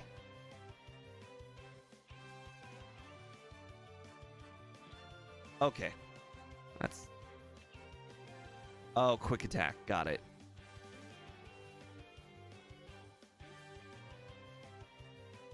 Oh, I just missed. Interesting. I missed the part where blue... By the way, this is blue, guys, not red. This is blue. We're already having a hard time with blue, and he's 20 levels lower than red. Or almost 20 levels lower.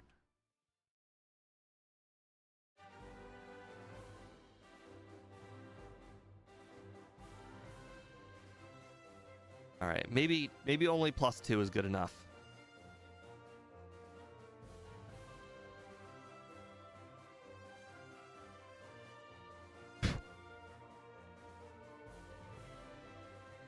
Interesting. No extreme speed. Interesting. No extreme speed. Interesting. No extreme speed. Still no extreme speed. Oh, I could have set up on Alakazam. Oh well. Uh-oh.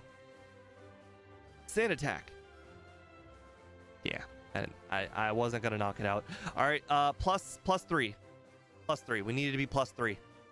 Plus 2 wasn't good enough. 1, 2, and for 3.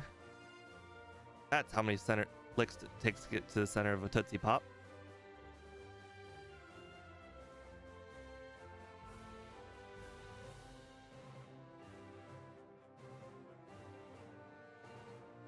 Okay, good.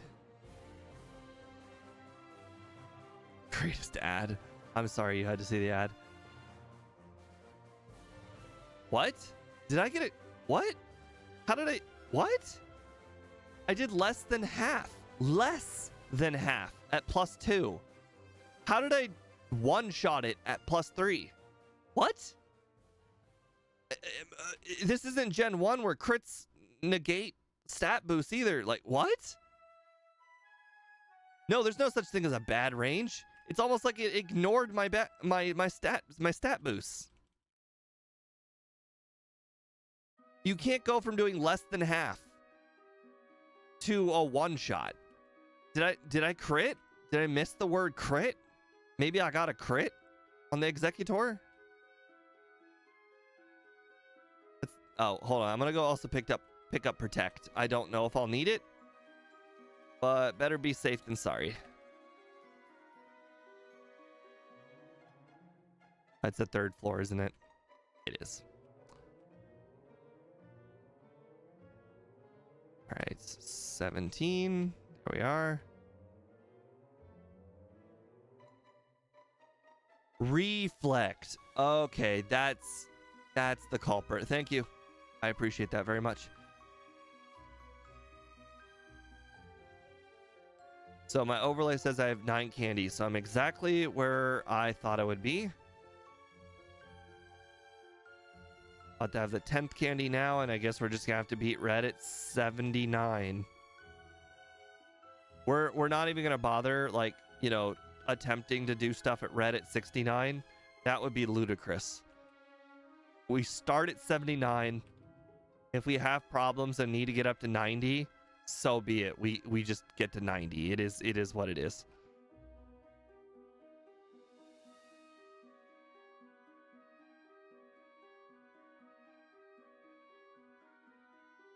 I'm trying to go for a good time on run 1. If I fail against red, so be it.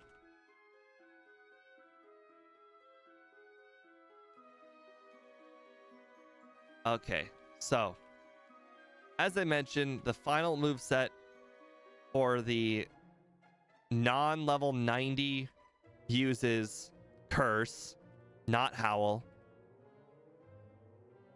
and Rest,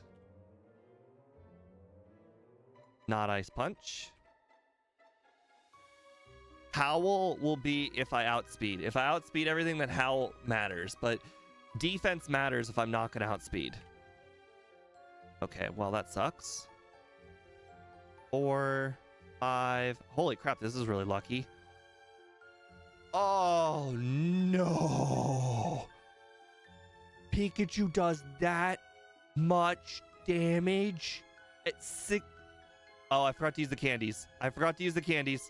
Okay.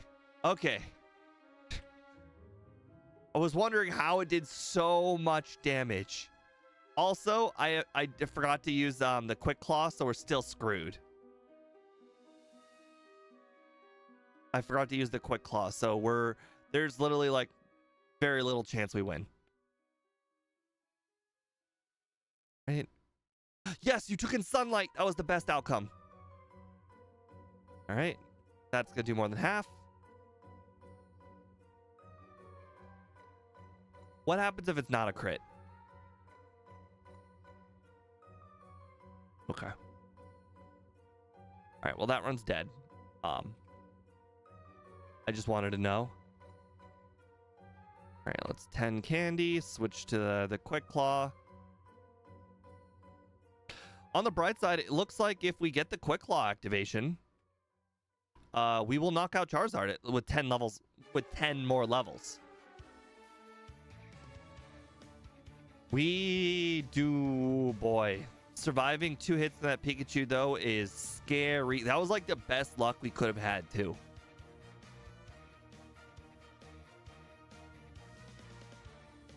Okay. I don't know why I used a curse there. It's at -4.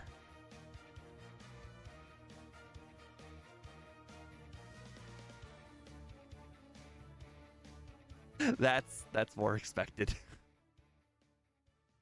That was a lot more expected. You know, the sad part is starting out with Curse is actually not that bad for me. Or sorry, starting out with a Charm is not that bad for me.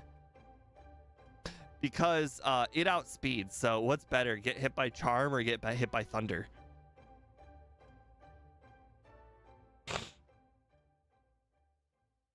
Okay, I'm just committed. If I don't, I'm not gonna early rest.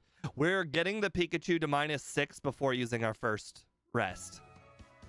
I'm not gonna waste my time with an attempt unless I get it to -6 first. Really? Right. Now the question is how the problem is I have to get to the full 6. I have to get to the full +6 setup. And the reason why I have to get to the full +6 setup is because that Charizard at level 69, crap, that was the wrong move. The Charizard at level 69 was almost a one-shot, and that was at +6. So at level 79, I need a one-shot. Thank you. I think being at nearly full HP is great for Venusaur too. Oh, we got the Quick Claw there. That was not good for us. Flamethrower. Okay. We're pretty much gonna have to Quick Claw our way through the rest now. It looks like he's gonna send out Espeon. Okay, so it's one Quick Claw. We only need one Quick Claw after the full setup. That's actually not terrible. Just one Quick Claw. The problem is getting past the Pikachu. The odds of getting past Pikachu are incredibly low.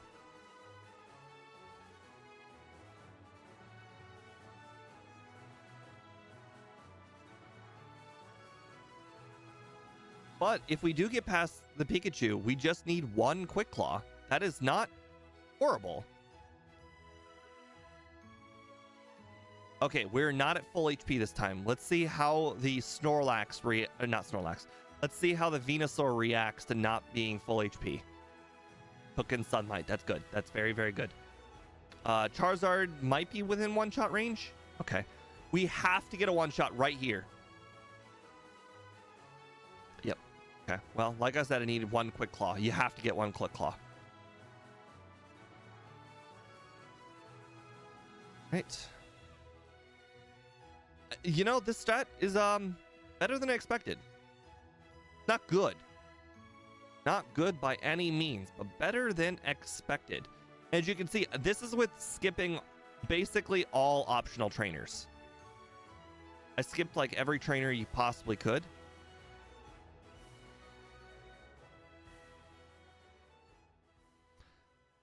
Luckily, it all really depends on Pikachu, so the run... Well, it depends on Pikachu plus Quick Claw. So, the run, like... You know you're going to fail or succeed very quickly. It hasn't hit a single move yet. That's crazy. I don't know what the luck was for it to miss all of those, but that was actually really good.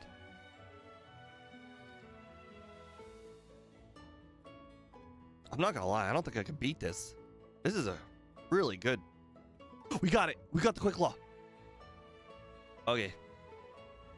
Oh my god, and Espeon and Blastoise used Rain Dance because I had too much HP. 151.19. Let's see where this puts us in the leaderboard. Oh, hold on. Okay, so let's see. Top monitor. So everybody was wrong. It was the under. Did not see that coming. I think everyone knows this one's going to be last, obviously. By a lot. Last by a lot. All right. We will do a second run. I don't think there's any chance we beat that time. But I think we could probably knock out some of those early resets. I don't know how, but I think it's possible.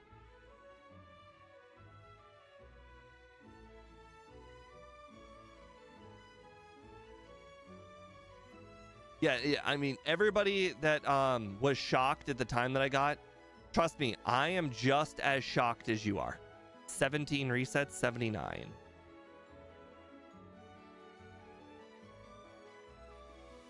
I'm just putting in this stuff just in case, because I do not think we're going to beat the first run. 151.19. Oops.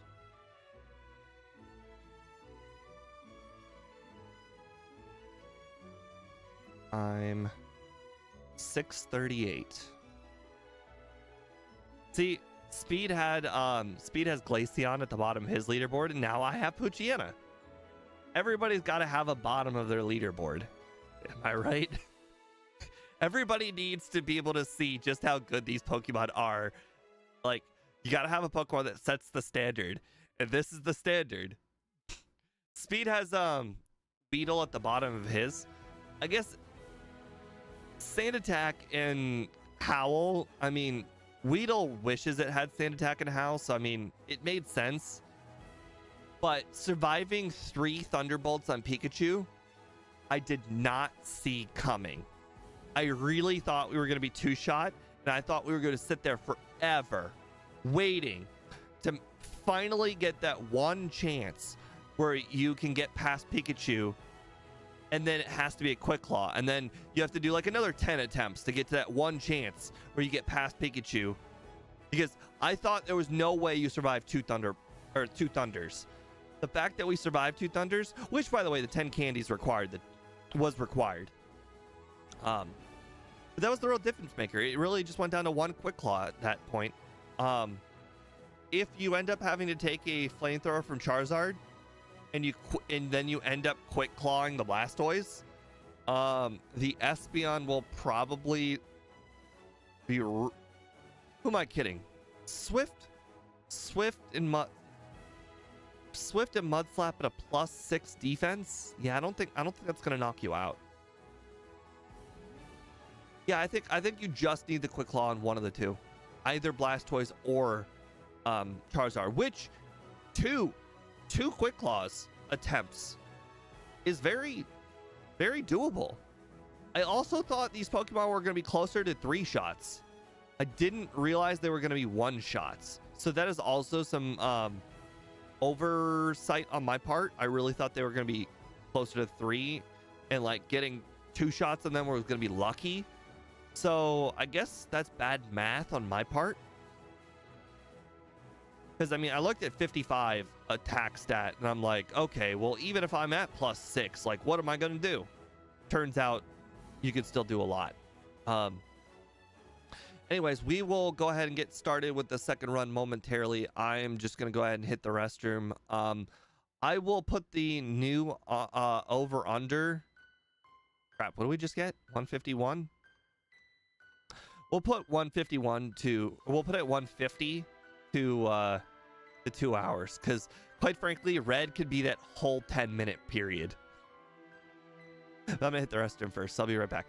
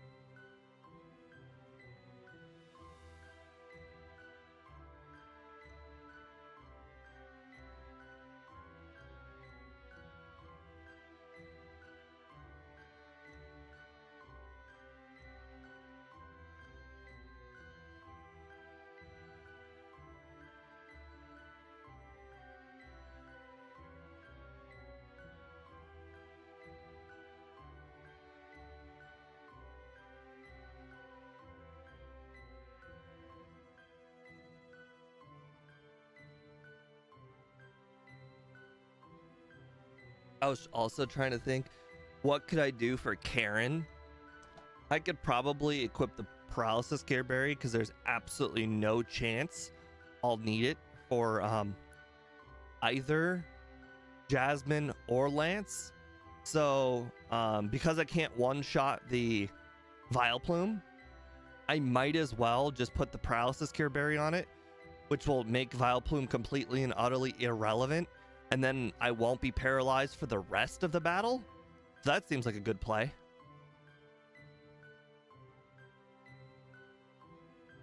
Other than that, and holding on to Fire Punch until after the Magnemite rockets, I'm not sure how much improving we can do. Quite frankly, this whole entire run basically just goes down to red and Quick Claw luck. So I'm not really sure anybody could really do better than this, since it's basically just luck. but I will go ahead and put the over under. How fast will I beat red? Over 2 hours. 150 to 2 hours. Under 150. Basically, will I beat the first time, or will I just not? Or will I just get absolutely wrecked? On the bright side, I do feel good that my curse strat was right. I don't know if you guys noticed, but oh, actually, what's the difference between curse and howl? I didn't get hit, or I guess it really doesn't matter, because if you think about it, the Pikachu is always going to outspeed whether I use 6 curses or 6 howls. And the Snorlax always uses amnesia, so I was scared of getting the Snorlax. Like, I was scared of the Snorlax body slamming me. I was for sure that I would just like need to use rest on Snorlax, and clearly that doesn't matter because I one-shot Snorlax somehow. I don't understand how I one-shot Snorlax, but I do. Basically, the rest.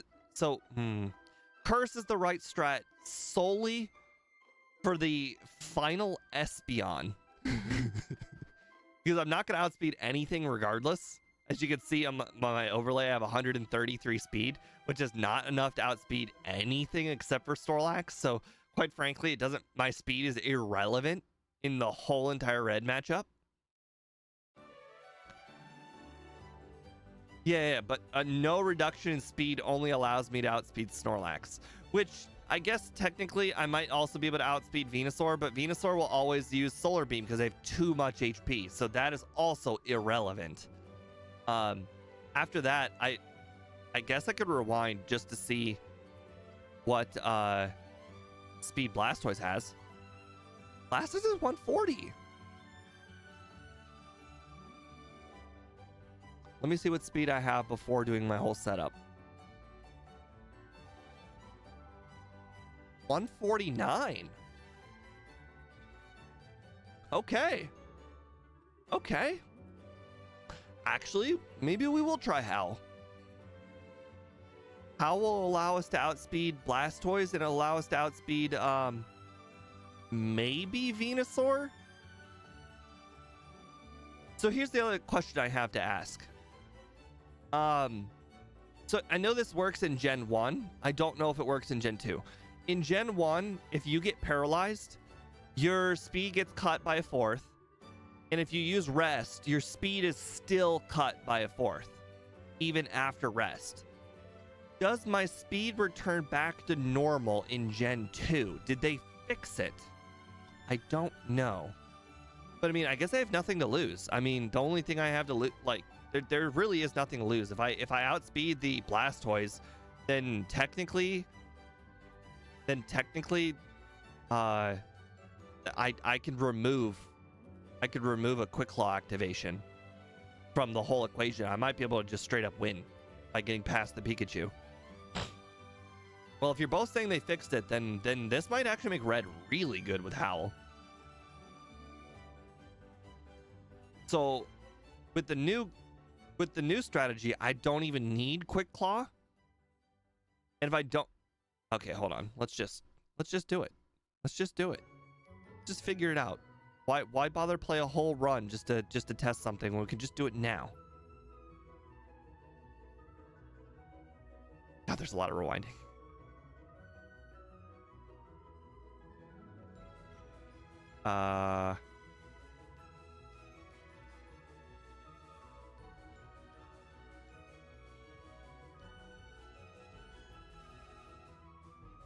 Okay, let's fix the move set. So let's change out Curse and make that Howl. There we are. Just, oops. You saw nothing. Curse, that Howl. All right. We will save. All right, let's see how that affects things. I mean, it changes basically nothing on Pikachu, but let's see. Okay, we got paralyzed. That's what actually we needed. We wanted to get paralyzed. We wanted to figure out if that mattered. Back to 149. Good, good, good, good. Well, hold on. This might make Red a joke. We might actually not need the Quick Claw. We might actually just be able to use the leftovers. I don't know why I healed early there. That was bad.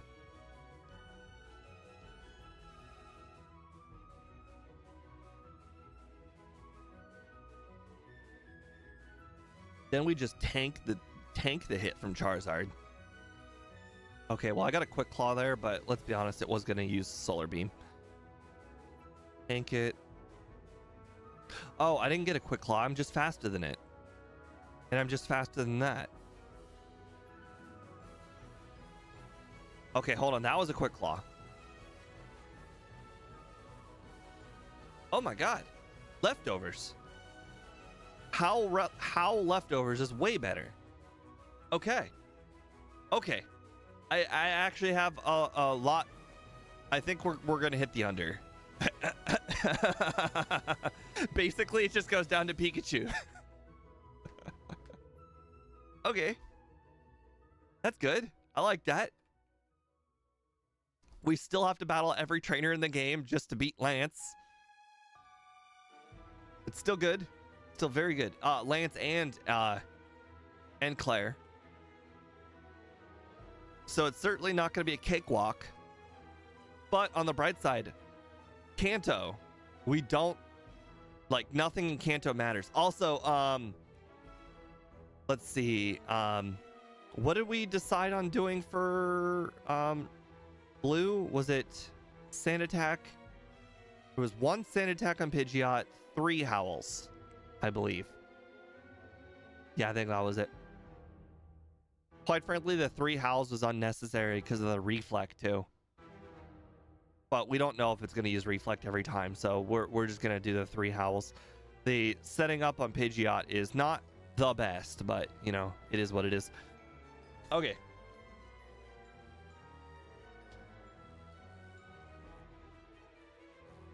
All right, let's do this. New poll is up. Oh, nickname, guys, nickname.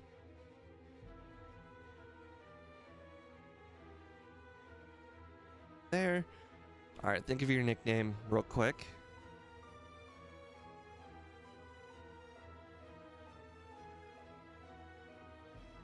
Don't have much time though.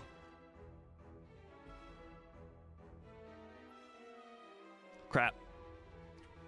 Forgot to start the timer. This is not my normal run. This is a backport run. I do have to.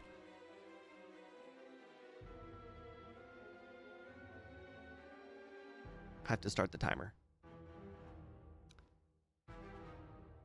Okay, Annie. Destroyer it is. I like Princess better than Destroyer, but we could go Destroyer. I think Princess is funnier.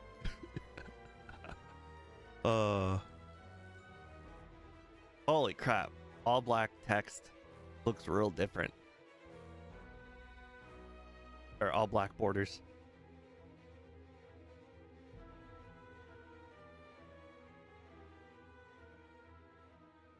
I find it funny when people name like pit bulls and big dogs Princess. It's really funny. Or Tiny.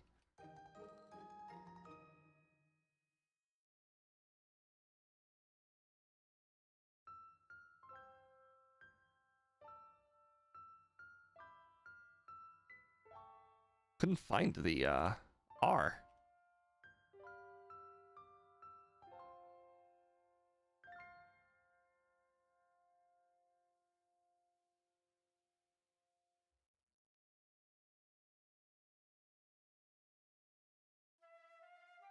Okay. So if I recall, we're basically sticking to Poison Fang. Quite frankly, Tackle's pretty irrelevant. We don't really need Tackle.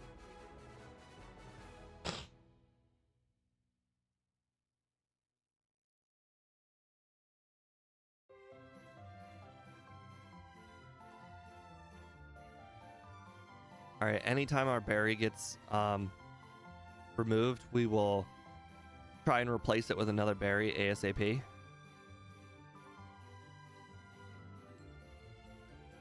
Last time I held on to those berries, and that was a dumb idea.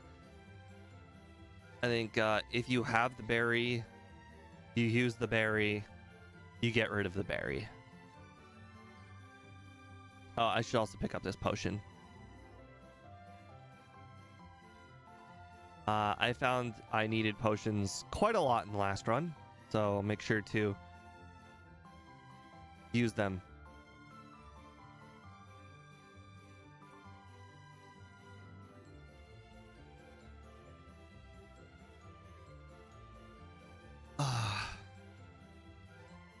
Interestingly enough, we start with Howl. I forgot about that. I could have just used Howl on Falconer, or I could have used Howl on the Bellsprouts, because those Bellsprout trainers have 3 Bellsprouts. So I mean, if I use Howl before the Bellsprouts, then the Bellsprouts become 1-shots instead of 2 shots each, and I was 2-shotting them all, which is real dumb. I don't know why I thought I would learn Howl later. I didn't realize I started with it. Wow, what is Poison Fang's poison percent chance? It feels like it's 50. It's almost like Speed copied it from Sludge. Look at it, it poisons like every other time. It's absolutely nuts. Oh, it is 50? Oh, that's cool. Okay, there's an antidote over here. I will grab the antidote real fast.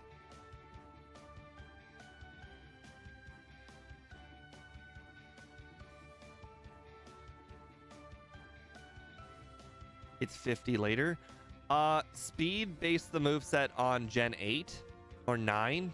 Probably, I think actually 9. I think it existed in 9, so it would be 50. It would be based on the absolute newest.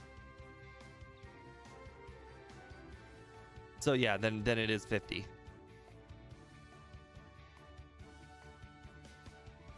Oh, I don't know if you guys know, but I think this girl is actually a trainer, but I think her Pokemon are so irrelevant that she's not worth ever battling. Oops, wrong move. It's kind of funny how my moves, they like Howl and Sand Attack, they never change. They just sit there forever.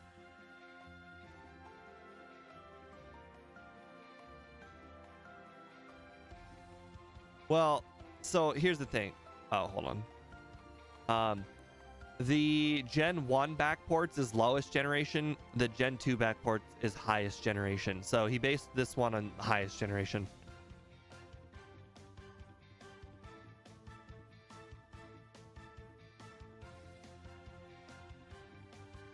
Gen 2's got more moves to work with, so even if we did backport like the highest generation stuff in Gen 1, the moves would still be extremely limited.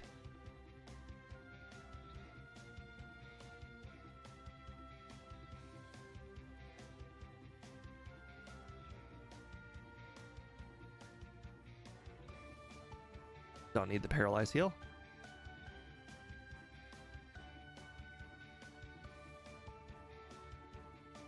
Boy, this one Howl trick, pretty good. I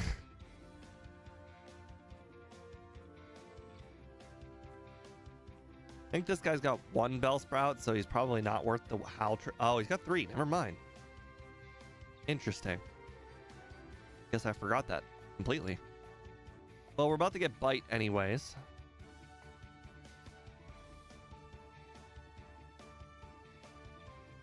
And Bite is not affected by Howl, so it's not really a good strategy. But now that we figured out the Howl strategy, we could probably use that in the guy at the top of the tower.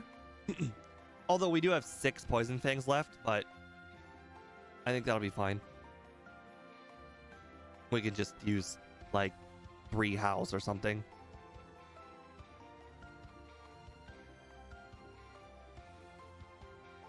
Second run, though, going very smooth. As opposed to the third one where I was taking Vine Whips all over the place.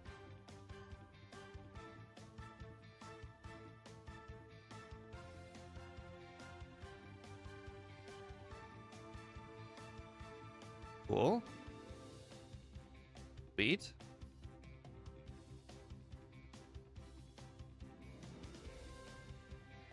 No. All right. Unfortunate.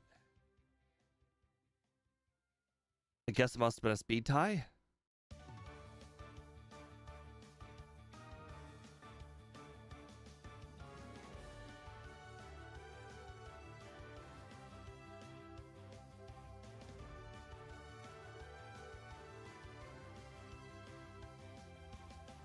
It is a speed tie. That second attempt was way worse. Oh, also, the berry. I forgot to re-equip the berry. That would have helped. Well, no flawless run for us today. Well, let's be honest, it wasn't going to be flawless. We were going to get a reset on Chuck anyways.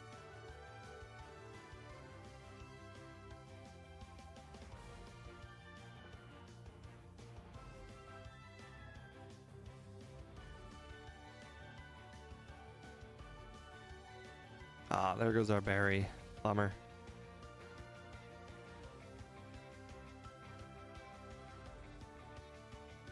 No votes on the poll. That's interesting.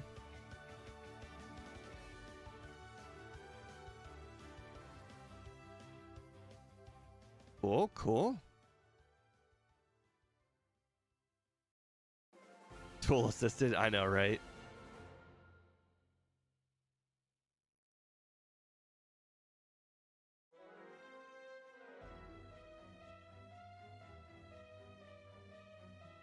Oh, interesting. My poll says, or at least on my left monitor, it shows no. That's a first.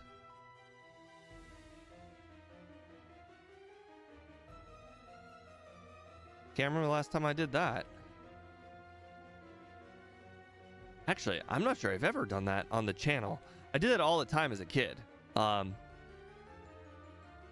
Actually, I would do that almost every run as a kid.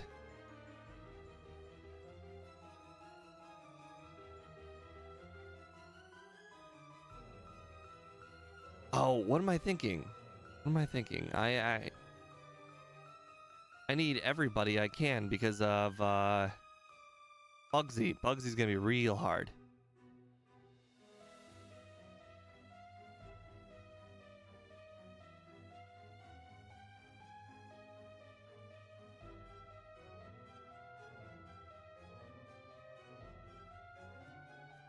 There we go.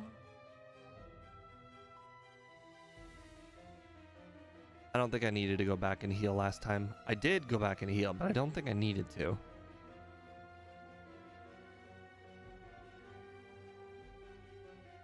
Alright, I'm curious if the Magikarps will die to the Poison Fang. Oh, who am I kidding? They're level 5, except this last one's 14? 15. It knows Tackle, by the way.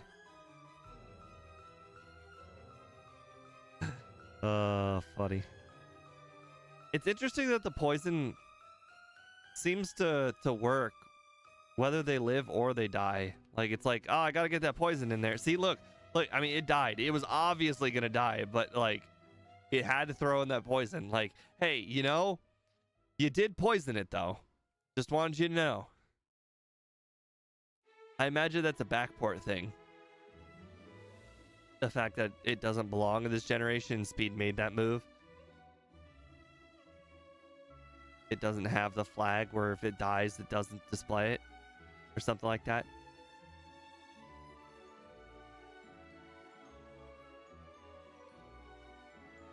Nice. Now I'll have more PP this time around. Still no Swift though, so no point in picking up Swift.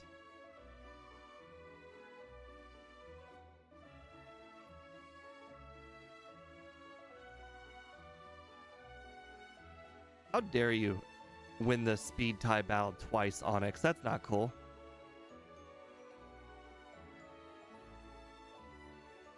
You know what's really funny? I saw Roar on its moveset. I'm like, huh, I wonder if I could make Roar a thing. What if I were to use Roar on red, and then like the Espeon came out, and then I got to fully set up on the Espeon instead? But then I was like, what's the difference between setting up on Espeon and setting up on Pikachu? I'm still going to have to get hit by Thunder in the end, because Pikachu's going to outspeed me no matter what. So I might as well get over the Pikachu at the very beginning. And then I was like, oh, and then also if I had Roar on my moveset, then I'd have to get rid of something else, and I'm not going to get rid of something else. But I definitely thought about it. I thought it would be an interesting experiment.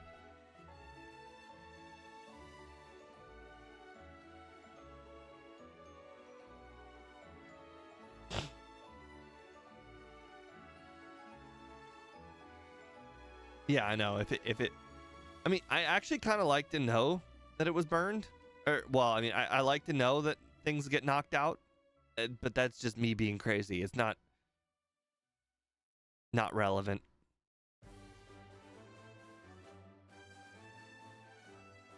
Haha, he missed low kick. Nice.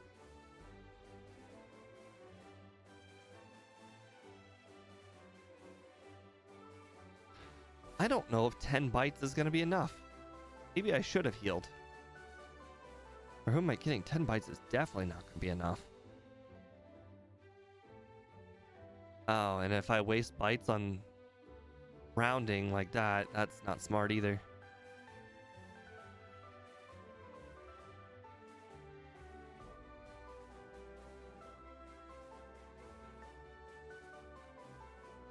We also only bought one of each punch, so there's no need to do the charcoal thing.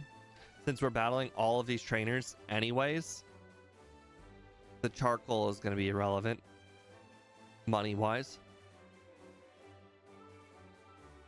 Also, I should probably figure out when's the most opportune time to get rid of Headbutt. Probably after Chuck. See, I did the math like a few runs ago, and like Chuck, the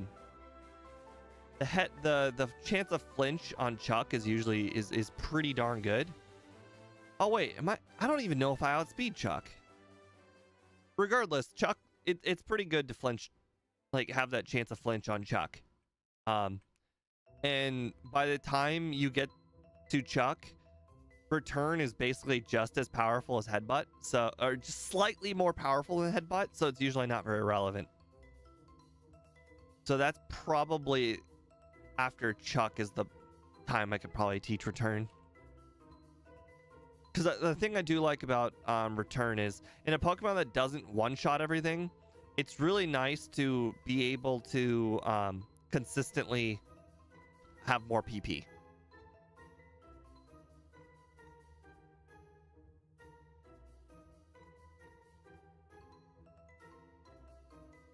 Oh, why? Why must it always paralyze? Oh, we're also not level 20 either. That might help. That might be relevant. We'll see.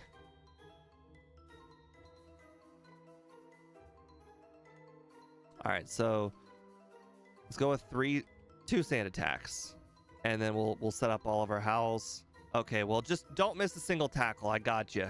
Good for you, opponent. Good for you.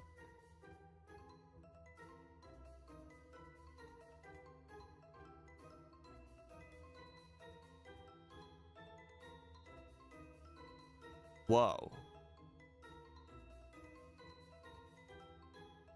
Did I accidentally use Bite last run? Or was that just a lucky range? Because I actually didn't even do the rival first this time. Because last time I did the rival first, I actually had more XP.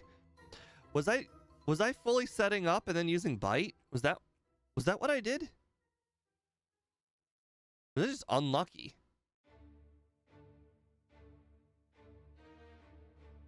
That was easy.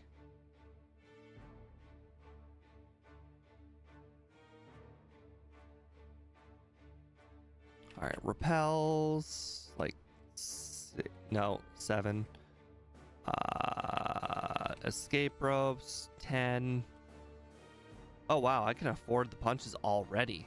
Nice. All right. Range. Nice. Thank you. All right, I don't have it yet. Repel. Escape rope. Oh. So interestingly enough, it always moves it one above the item.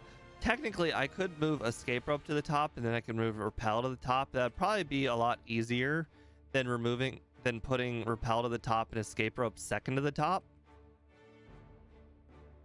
But oh well.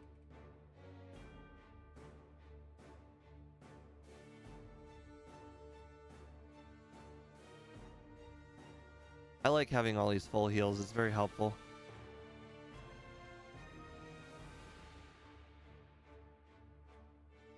Right. Get rid of Poison Fang.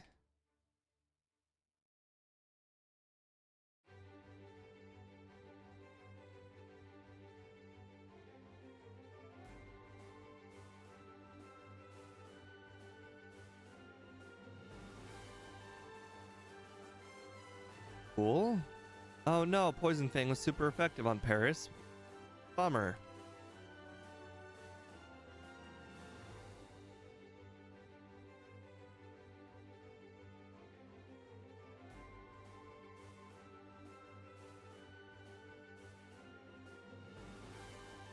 Sometimes I still doubt if I should be using headbutt here, because it's 43 physical attack versus 28 special attack. So I mean, headbutt's clearly more powerful. I don't know why I'm not using it.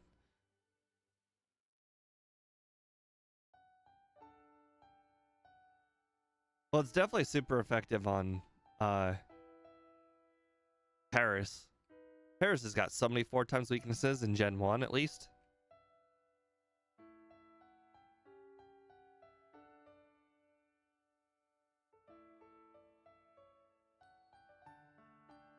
I don't know if this super potion was ended up being relevant, but believe it or not, super potions actually tend to be pretty good. Ouch. Okay, I guess we'll use bite on Psyduck. Oh no, my defense! Whatever shall I do? We're at 142 friendship already. That's crazy.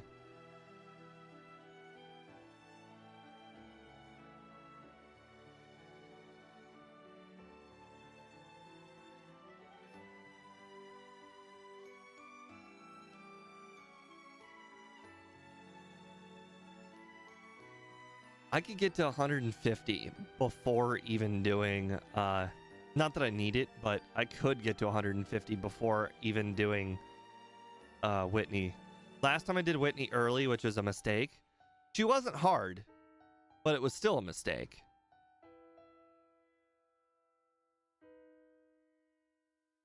All right, 145, 146, bummer. As long as I'm level 36, 37, I will outspeed his Pokemon. Okay. I mean, to be fair, we're still doing the exact same amount of training. We're not losing any training. So, we're still going to arrive to him approximately level 40 again. Really? Okay, well, that's probably on me for not using Bite.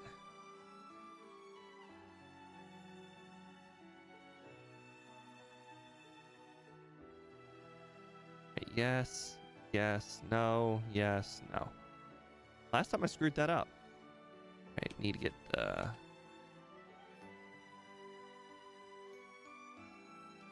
I already have 149 friendship. That's crazy.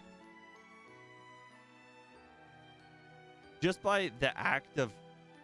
Oh, I have 150. Ha! Crazy. So the reason why I have 150 is because of movement. If you hit like a 500 step point, then your friendship goes up for the first Pokemon.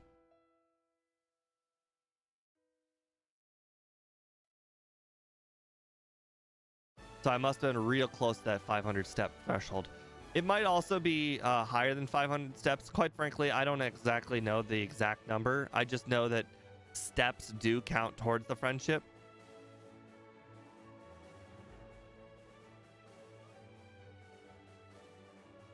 Come on, Headbutt. Do better.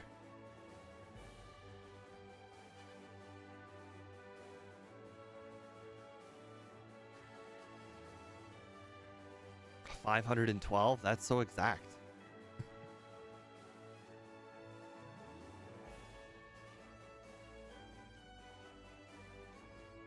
Really?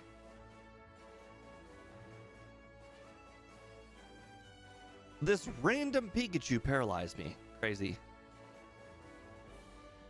Later games has changed to 256, but at a 50% chance? That's not cool. I like consistency. That's not consistency.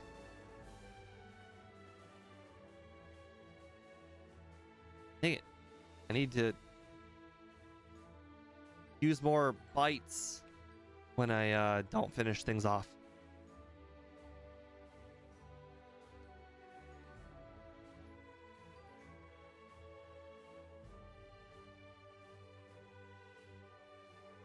Yeah, I well, I don't know about that. The 512 thing, I understand because it's divisible by 8.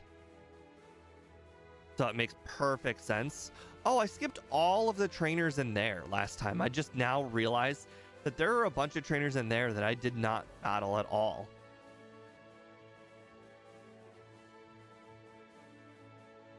Now I'm trying to think if I need them at all.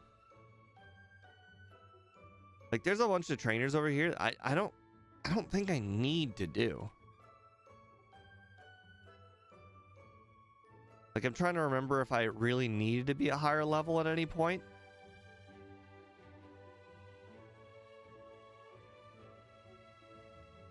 Yeah, I guess if I recognize extra training, I should probably just do it. Okay, are you really only able to see these people from like the bottom? Come on.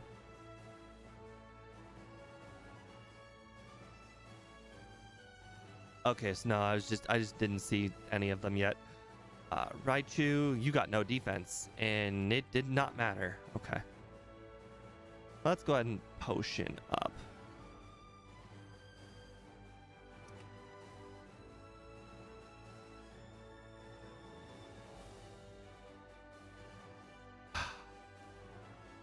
Hate how I'm so close to knocking things out.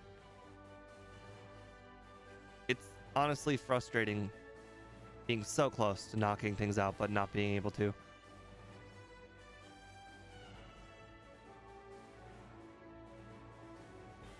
Okay, well,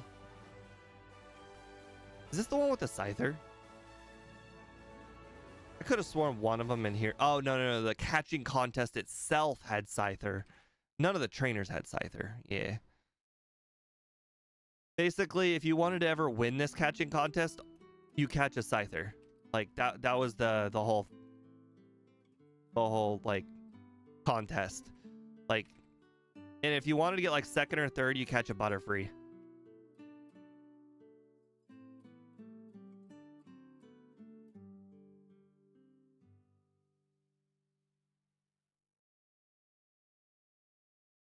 No, well, I mean, I can't confirm or deny what you just said, but quite frankly, almost most Scythers were good enough to win. Most. But I'm also mentioning this based on gold. Or sorry, no, silver version. I didn't actually have crystal. I don't know if the requirements changed between games. Oh, hey, Indigo. Do you think we will get a Pokemon Online multiplayer game? I mean, most of them are kind of like that nowadays. they're trying to make it a thing. Like Pokemon Sword and Shield did the whole like the Gigantamax thing, and you could, if you had your internet turned on, you could battle the Gigantamax Pokemon together with randoms online. So I mean, that was pretty cooperative. I know it's not the same thing. Definitely not the same thing that you just mentioned, but it's pretty close to what you just mentioned. All right. Sweet.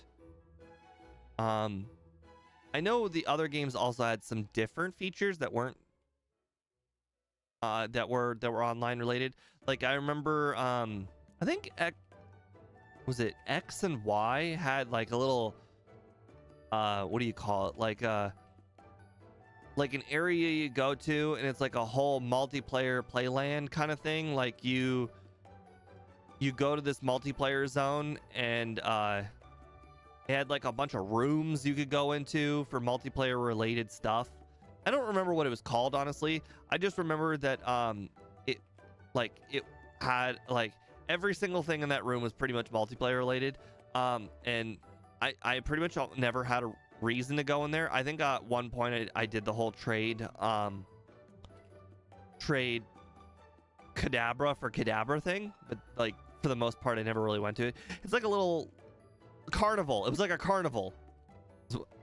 One of the games had a carnival related thing that was like entirely based on multiplayer.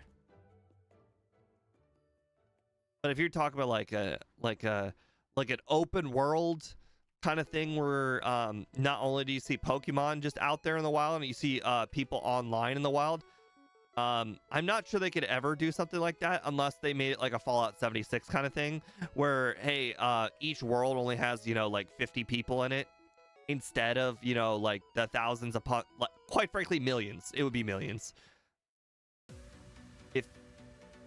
Yeah, it would definitely be millions. Uh-oh.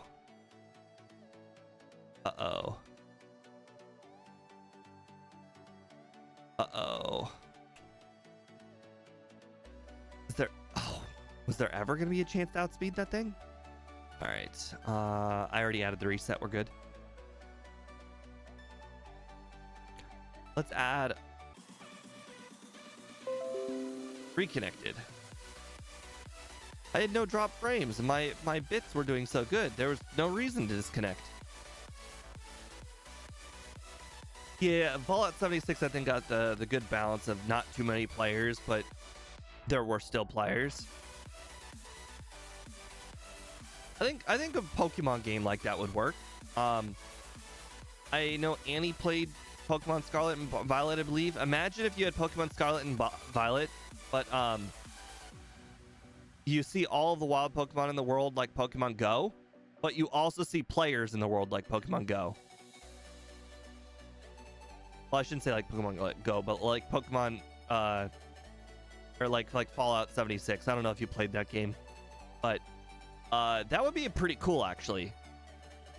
And then like you could walk up to the trainer. Now here's the problem, all right, with the whole walking up to a trainer thing that I just mentioned.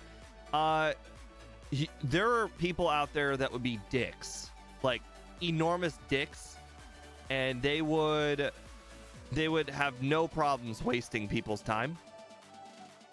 Like they would go up to people and then just spam A and then be like, do you want to start a battle? And then you say yes and then they say no, even though they're the ones who end up initiating the battle.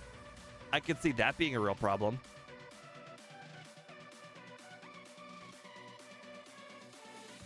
Like, can you imagine if it required two-factor authentication essentially to start a battle? So essentially you go up to a random person and then you say, do you want a battle? And then they say yes, and then the yes no question comes back to you and then you say no.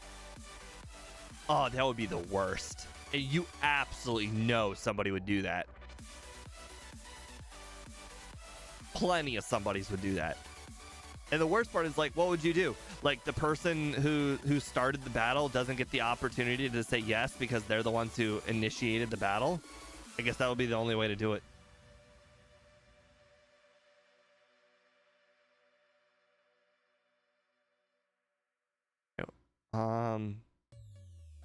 feel like I need one more level. I think the last Haunter speed's like 52 or 53, and I definitely want to outspeed the last Haunter. But I'm saying it's definitely possible. It could work. It would just require a lot of thinking on the features. Okay, come on. I need one more battle, please. Guess we'll battle this person. 53. Oh, so you're saying I actually need to be 54? Well, looks like I'm not going to have a choice. Oh, I got to 55? Nice. Perfect.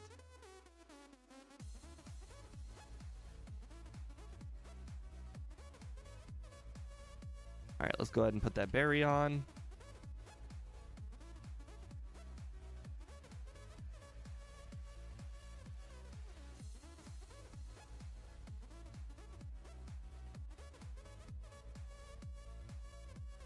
All right, well, I guess this should be easy then, because it should be 3 one-shots and then him failing to put me to sleep and then another one-shot. Oh, right. Right. He can't use hypnosis because he thinks hypnosis will do 0 damage because it's immune. He doesn't look at it as a zero. He doesn't look at it as a sleep move. He looks at it as a 0 power move. So the berry was irrelevant.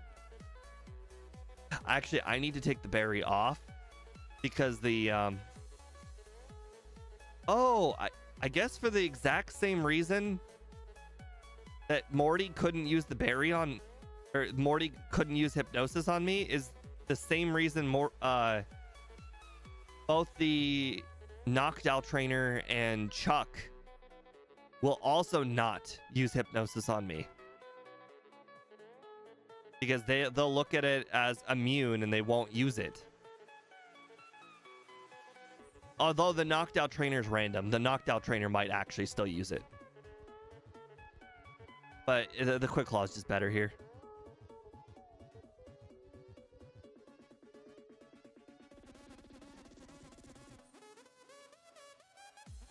Oh no! I don't have Oh, that's oh. So that's why I wasn't one level higher for that Boss KO mentioned. Wow, holy crap. I cannot believe I did this. On the bright side, I can at least teleport back, so it's not like the end of the world. But I would have been one level higher and I would have been able to outspeed. Or, well, I would have been able to do Morty earlier.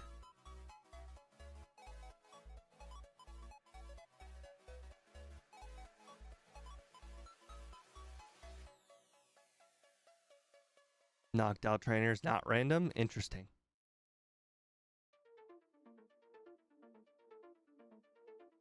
Boy, Scott kind of made that sound not true. Scott kind of like, you know, sometimes he wastes your mint berry. All right. See, it wasn't too big of a time waste. I just wasted the time walking there, but with the bike, it's not a big deal.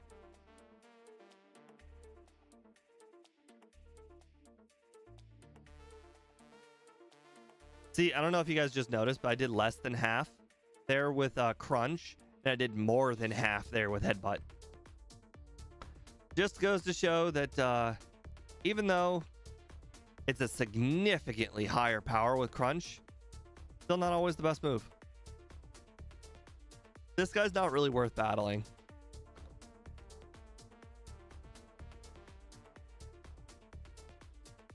Well, Annie, unfortunately, he's the one who's actually done testing and numbers and whatnot, and we're the ones full of crap because we're like, hey, we think the bike is better.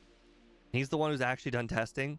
Speed and I want to, within the next week or two, do a run with like a 999 stat Pokemon, so basically making the run itself irrelevant. And we want to see if you can beat if the bike truly makes a difference.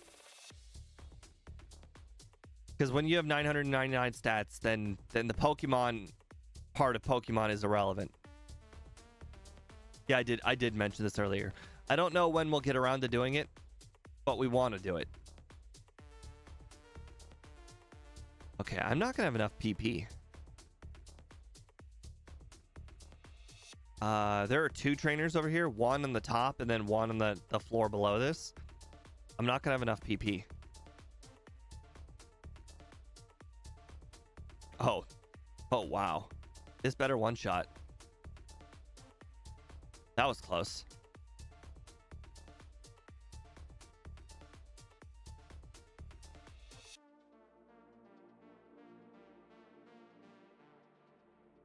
Okay, 25 or sorry, 30.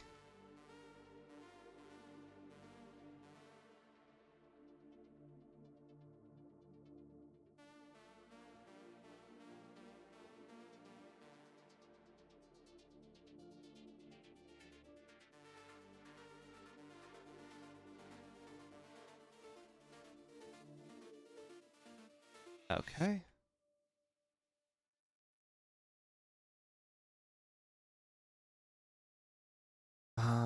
I'm pretty sure we picked up we picked up return earlier.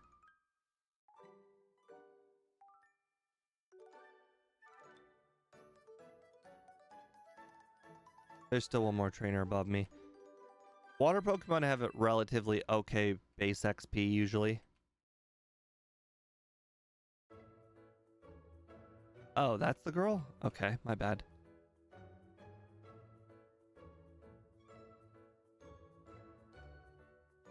It does suck only being able to have 2 attacking moves and both of them only having 15 PP.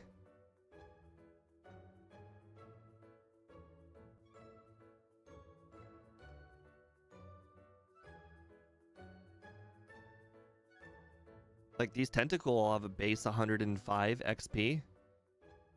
And then that's 109, so the XP yield is pretty good. Remoraid, not so much.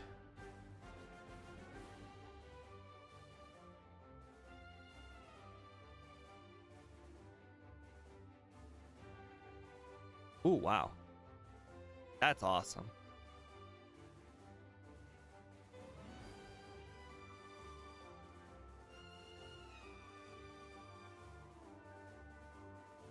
Alright, well, that's poor planning on my part by using all my crunches. I kind of forgot about possible special versus physical split Pokemon.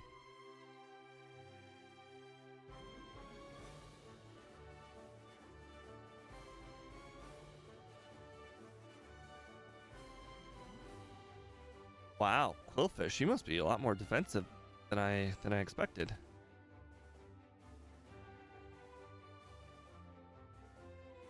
Seven, 6.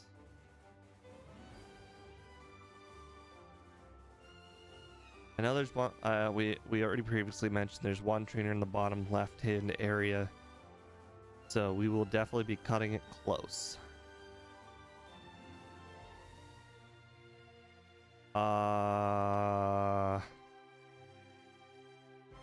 How about instead of cutting it close, we just go ahead and do this.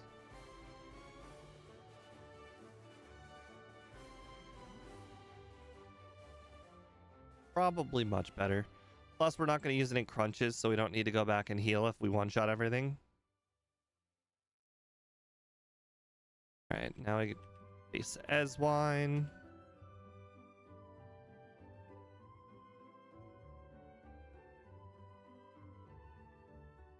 Cool. Get us level 40, please. Uh-oh. Uh-oh. Oh, I got a Quick Claw. Nice. I forgot about the Quick Claw entirely.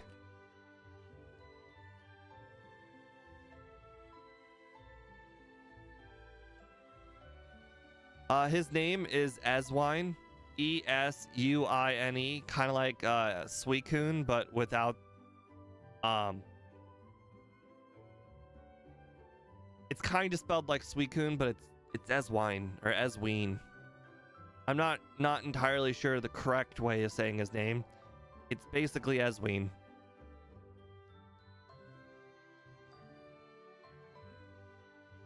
Holy crap. Thank you for using Rock Slide. I appreciate it very much.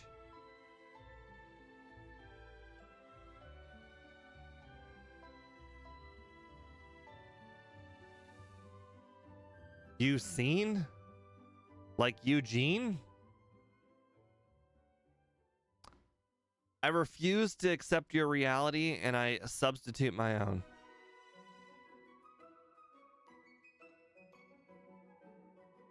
Also, I've been calling him Esween since I was a kid, so probably not going to change that. Just like how people say it's called Rattata, but no, it's Rattata. I don't care if all of you are right. I refuse your reality and I accept my own. Holy crap.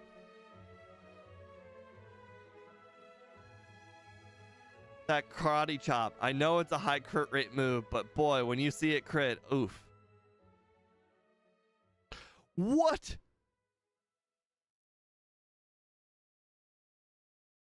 I'm over preparing and this is not working out. He's completely ignoring sand attack.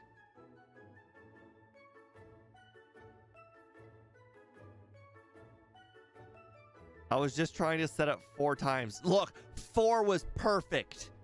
4 wasn't perfect. He missed the dynamic punch, so it didn't matter. But 4, I knew it. 4 was exactly how many I needed.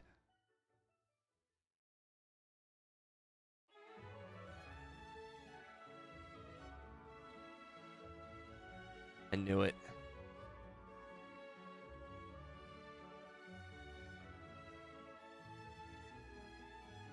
All right. Get that super potion.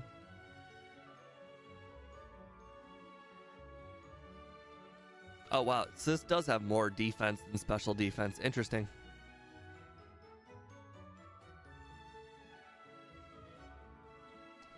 One of the best trainers in the game. Literally super early. You can't beat 700 XP twice. Even some of the late game trainers don't give 700 XP twice. Which is sad.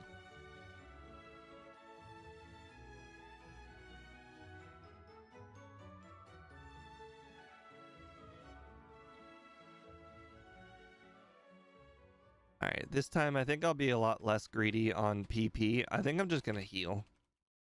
I could battle all the trainers on the route to the north of us and probably have a little bit of PP to spare, but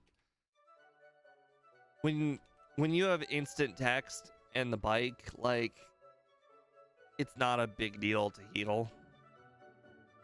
It's a bigger deal to run out of PP, actually. Why did I use a attack move on a defensive Pokemon? That was real stupid.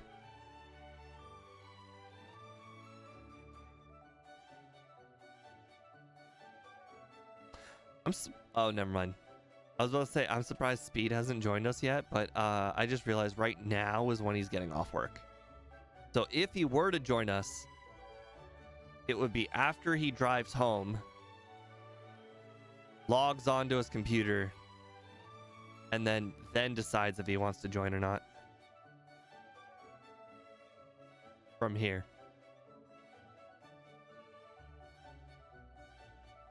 Oh, we've defeated Chuck.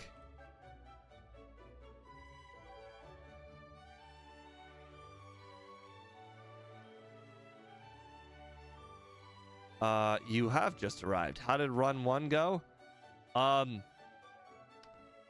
Too good. It was better and worse in certain cases. So we found out, because I forgot to rare candy, that if you don't rare candy at level 69, Pikachu will two-shot you. If you do rare candy and get to 79, Pikachu will three-shot you. When Pikachu three-shots you, you have a lot easier chance surviving to set up. Because when you get two-shot, it's like, oh, anything can kill you. However, we learned after the run was over that the whole entire thing was flawed. You can actually just do better with Howl.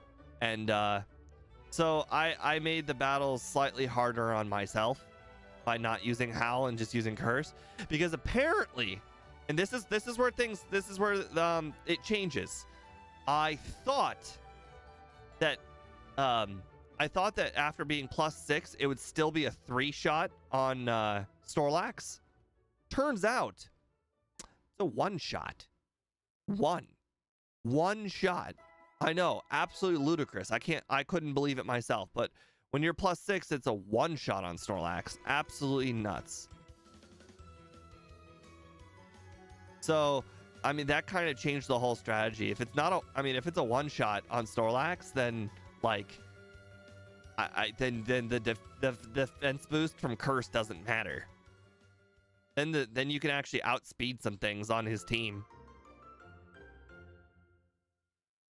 I still don't understand how it's a 1-shot, but I think the reason why is my idea of how strong Snorlax is usually involves Reflect, and because he's not using Reflect on Espeon, I didn't really take that into account. So I guess I overestimated how strong Snorlax is.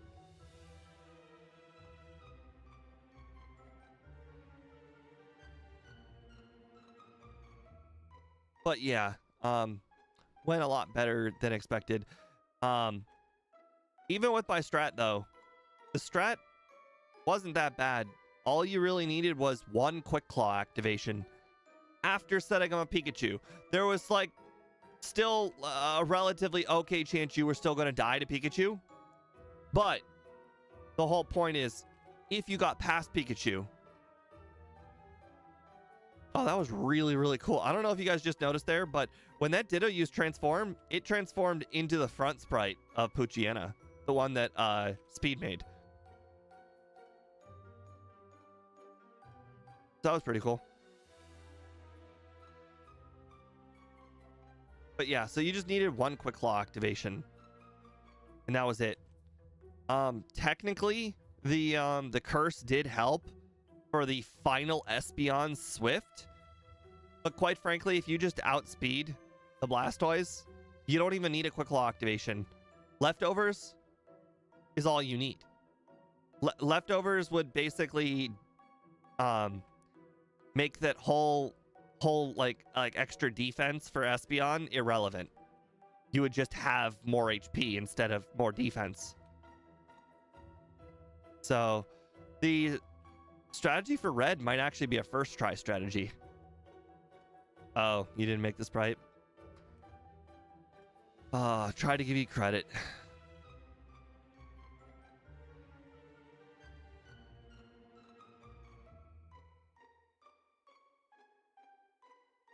All right, so I didn't know when I was supposed to teach Fire Punch. Like, there wasn't like a good point, but I was realizing like there really is nothing that Crunch is really good against, honestly. So I figured, hey, you know, the first Magnemite guy, I might as well make him easy. And then the last Magnemite guy is the last time I'll use it.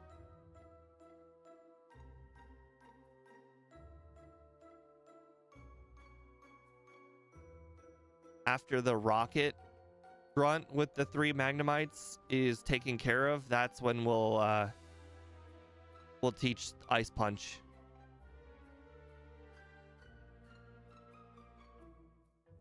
So we're actually going to be holding on to Fire Punch for a little while. What was one run's time? You're not going to believe this. 151. I mean, it was 40 minutes slower than anything else on the leaderboard, but like it's truly an unbelievable time considering, like, you know, this is technically like as low as stats can go.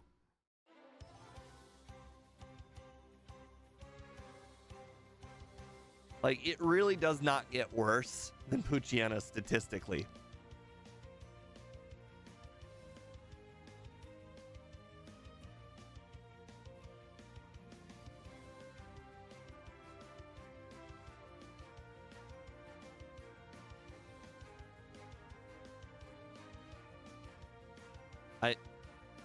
I don't understand why you guys are saying Mew.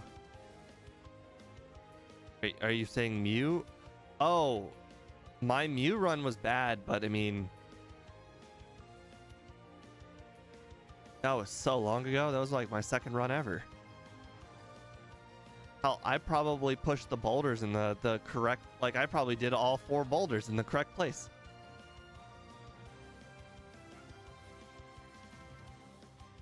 All right. Glacier badge. Now we're gonna go fight Jasmine.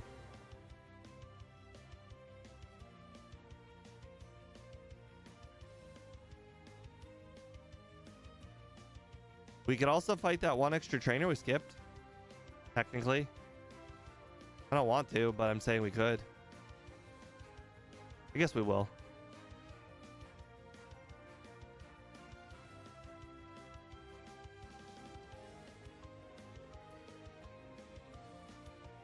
I think that move over there is like double-edged takedown, something like that.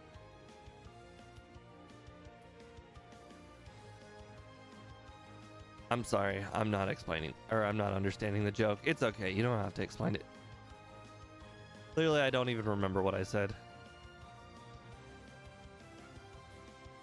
I don't know why I'm saving. This was like one shot, two shot.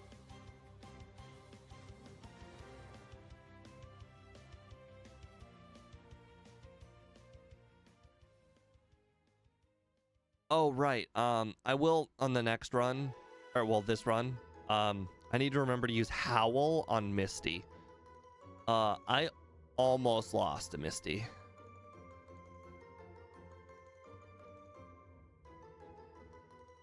Definitely something I overlooked last time. I thought Misty would be easy.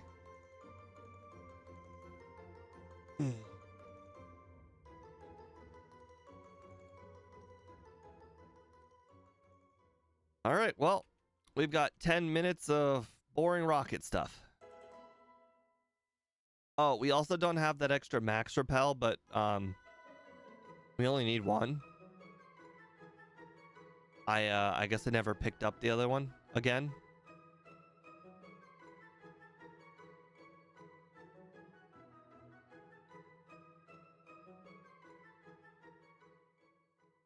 Oh well.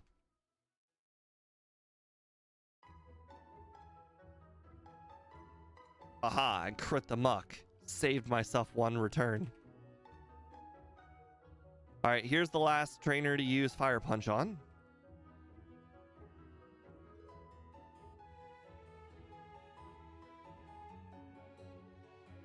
Alright, now we can teach Ice Punch.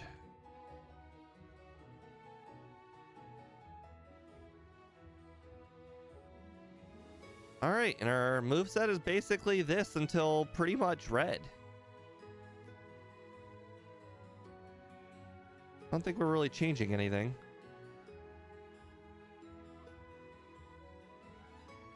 Oh, did you guys see that? That guy moved. Look where this guy is. You can skip Magnemite guy. Look, he moved. You can skip Magnemite guy if you want. This is news. This is very big news. Nothing's hit the Pokemon world bigger news than this in a while. People don't like that Magnemite guy.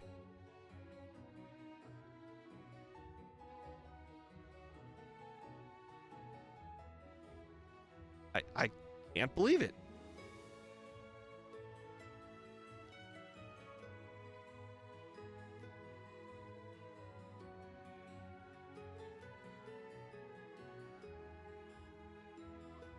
All right, 1. Oh no, of course you use smoke screen. I only used 1 PP up as well, so those smoke screens, or 1 howl, those smoke screens better not start adding up. Oh great, poison on top of it. Great. I do have a full heal. I only missed once though. Oh wait, hold on. I only missed once though. Probably worth it. Full. Oh, I got 3 full heals? Nice.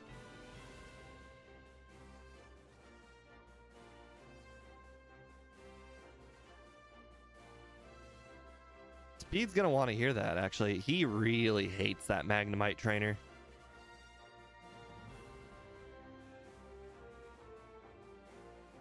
I know. I could not believe that guy moved. Absolutely crazy. No, not like this. Okay, well. Did I save?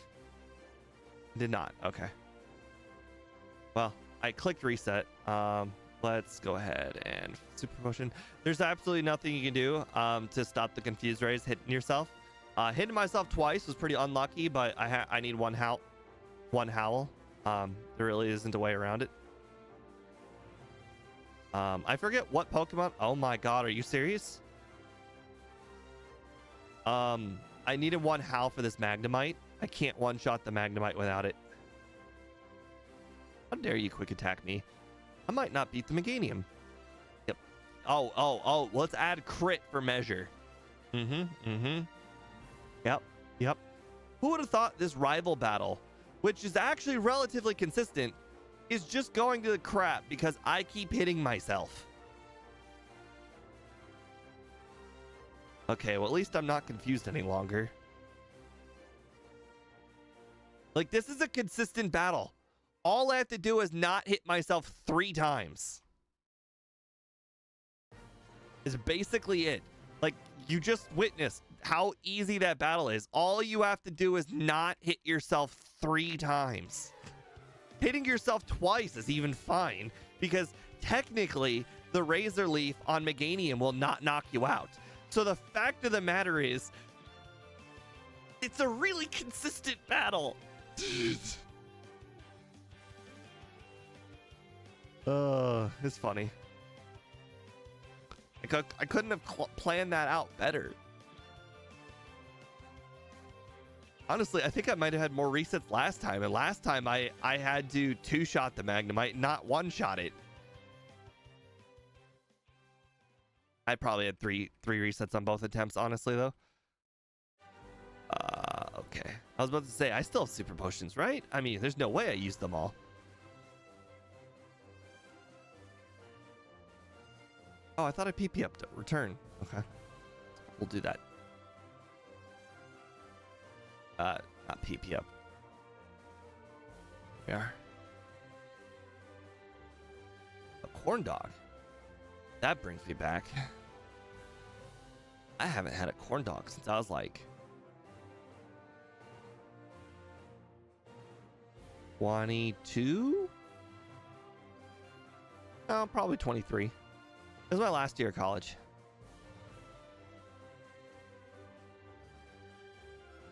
I remember very fondly corn dogs when I was a kid. So I bought like a lot of corn dogs in college. But here's the thing. I was really, well, I mean, you already know this. I'm really lazy at cooking. So I was like, well, I don't want to cook a bunch, like 1 corn dog at a time. So what I did was I would make like 12 corn dogs at a time. And then I would let them sit out all day. I'd eat like 4 corn dogs for lunch. I'd eat 4 corn dogs for dinner. And then like, I guess I'd make like 16 of them. And then I'd do the exact same thing the next day. 4 corn dogs for lunch, 4 corn dogs for dinner, except I just wouldn't heat them up. I'd just eat them cold because they were technically already heated up. They just needed to not be raw is what I'm saying. I'm not sure if you can eat corn dogs straight up from the package, but I wasn't willing to take that risk.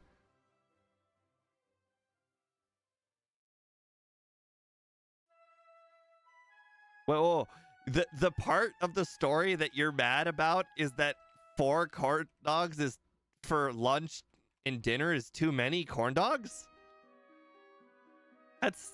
that wasn't my takeaway for the story.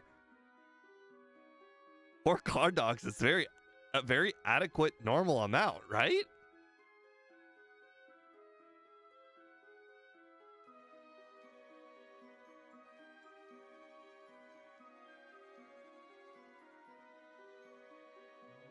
And they had to be oven. Oh, well, I don't eat breakfast.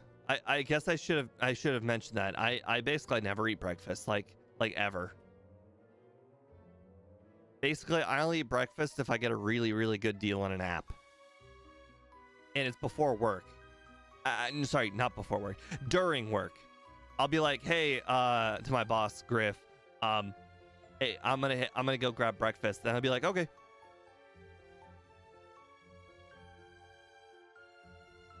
Never before work, though. All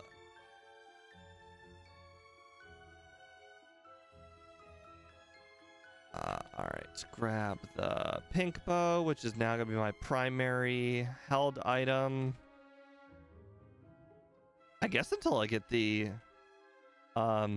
leftovers, since I don't need the quick claw anymore, since the quick claw strat's now out the window. I want Annie's opinion on this 4 corn dog thing. But she's gone microwaving corn dogs. I think 4 corn dogs is a very normal amount to eat. I mean, look at it this way, all right? If you were to cook hot dogs, which have a thicker bun, but I will mind you, is 4 hot dogs too much? I mean, like we do a 4th of July event at work. And they give us 2 hot dogs, and then Griff didn't want his hot dog, so I had his 2 hot dogs. And then my boss, my and Griff's boss didn't want her hot dogs either, so I had her 2 hot dogs too. So I had six hot dogs that day. I also had 3 bags of chips and 3 bags of what do you call them? Muffin? No, soft cookies. Which, by the way, I don't know if anybody likes those, but something about the preservatives in soft cookies, they're not good.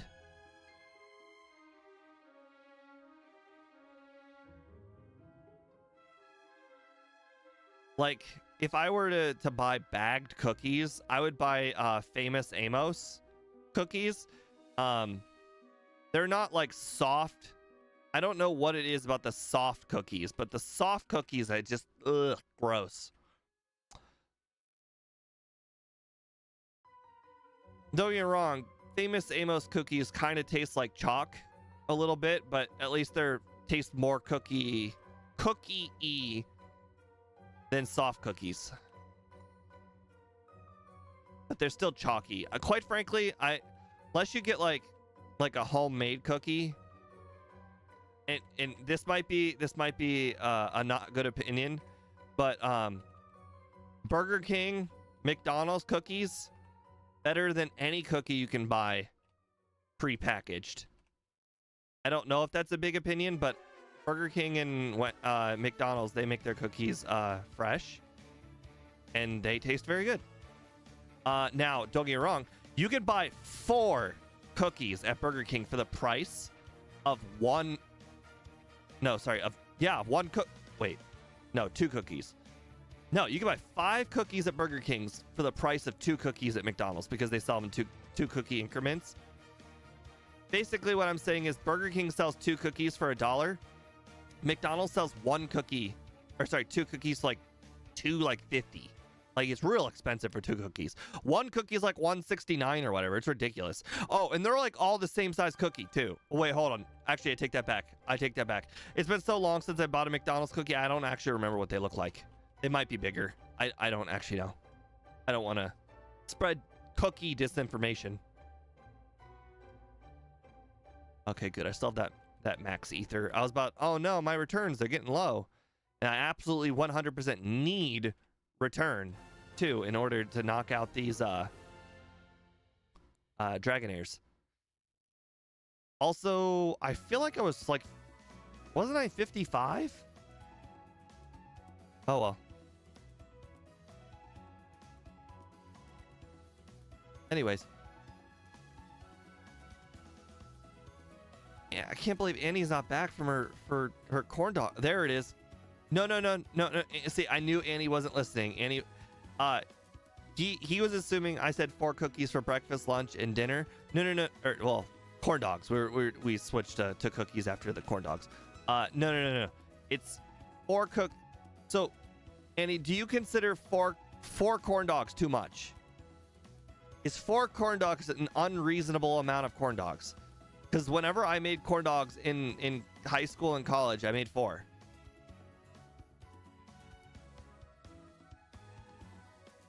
I think 4 corn dogs is... Oh my god. I just got a crit on run 1 and run 2. I will never know if that crit mattered. And let's be honest, that crit mattered.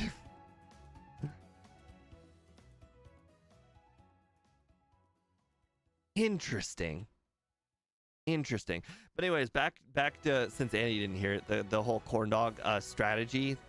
I don't know how often you've been around for me saying I'm really lazy at cooking. Like I just don't cook. It's just not really what I do. So whenever I cook corn dogs, I would cook 16 corn dogs. I would cook and then I would eat 4 for lunch the day I cook them. Then I let them sit out. Just let them sit out. And I'd eat 4 for dinner.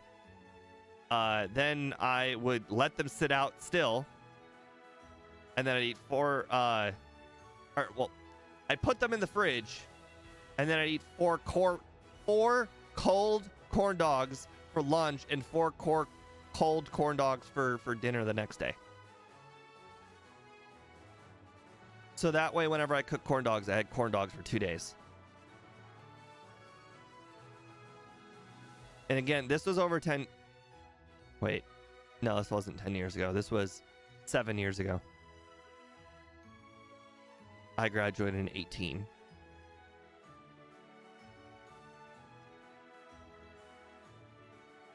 But then I was bringing up the fact that for 4th of July, my company, we gave like everybody 2 hot dogs. And I had my 2 hot dogs. I had my boss's 2 hot dogs. I had my boss's 2 hot dogs. And, you know, that felt normal. I mean, hot dogs are not very filling. Neither are corn dogs.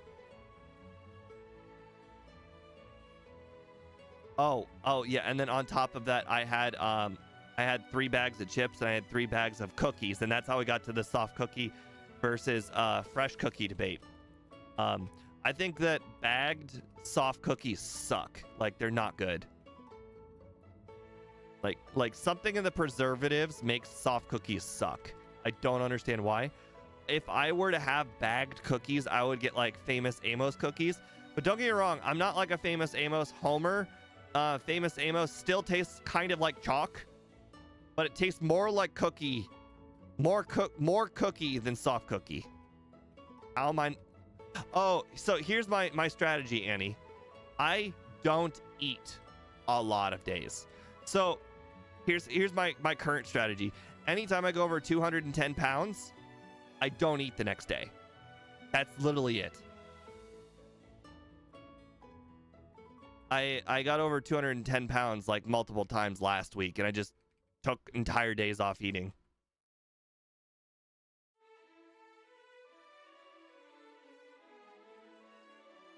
Yeah.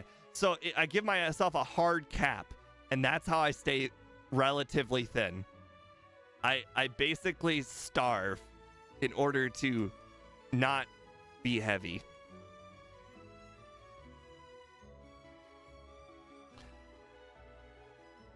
I don't know. I don't know what's considered healthy. In my opinion, being fat is also not healthy. So which one's more not healthy? Being heavy or not eating? The world may never know. See, that is my diet. Not eating is my diet.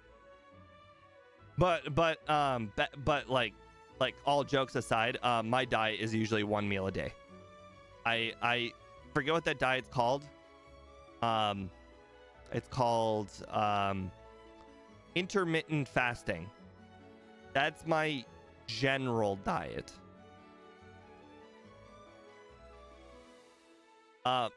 You know what's really funny? My mom also had the same opinion about not eating being incredibly unhealthy, and she also had the same opinion about the eating once a day thing. And even I got my mom to start intermittent fasting, and now she religiously intermittent fasting. Like, she takes the whole 1 meal a day thing, and it's gospel to her now. Like, she will gorge herself in that 1 meal, and she will not eat the rest of the day. And you know what? It works. It worked. It worked for me in high school and college. It works for me now. Although now I'm a lot lazier. Now I just do the not eating thing because I'm a lot lazier than I was back then. But back then I had a lot more willpower than I do now.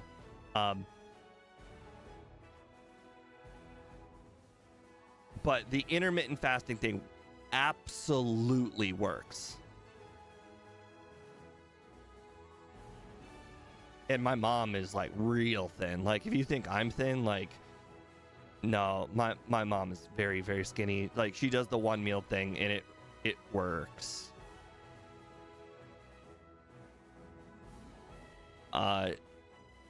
Ironically, she used to eat salads all the time. Now I don't really see her eat salad very often, like, ever anymore. Because she only eats 1 meal a day, she's not gonna waste the 1 meal on a salad.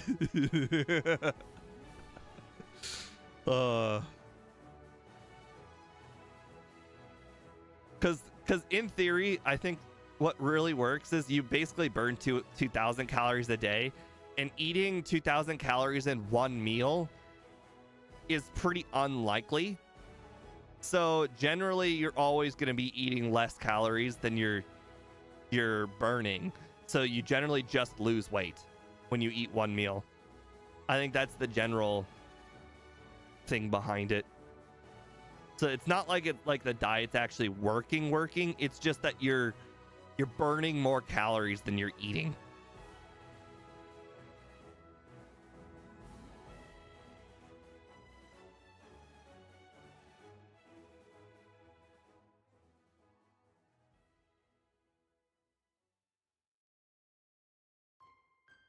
Oops, I forgot to battle Rapidash Trainer, but that's okay.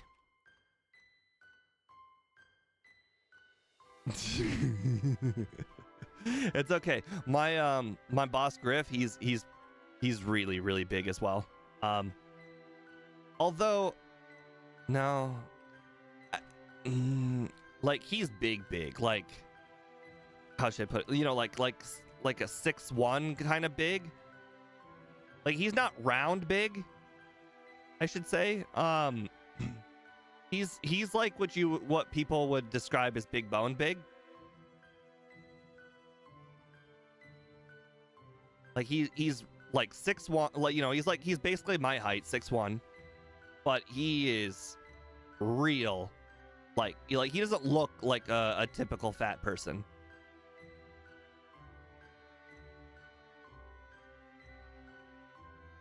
Although he does have, he is more round than thin.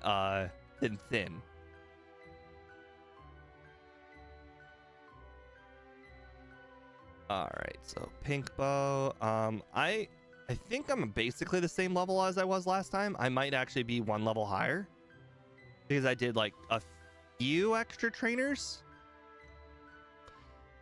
Yeah, D1. You know, I trained for years to be 6'1". Years, I tell you. No, unfortunately, I just got the genetic lottery. Speed's actually taller than I am. Speed's like 6'3" or whatever. 6'5". I forget. It wasn't. Speed is real tall. And the weird thing is, I have a bunch of other friends that are even taller than me. My friend A-Night, that I talk to all the time, he's 6'2". My other friend, Angel Maldita, he's like 6, was it 5? 6'5", and he lives in the Philippines. So he's 6'5" in a land of people that are 5'10". It's a little comical, honestly. I should even say 5'10". No, they're like 5'7". What am I talking about? 5'10". The people of the Philippines are so short. Oh, wow. Okay, well, I didn't actually think I saved in front of Koga, but I already clicked the reset button, so I'm just going to rewind. So, the thing I did wrong in this Koga battle was I didn't set up on Ariados. This all could have been avoided if I just set up on Ariados, because then everything basically becomes a two-shot as soon as I hit the Ariados one time. Are you serious? He just set up like 4 double teams, then used baton pass, and then I hit him immediately. That's hilarious.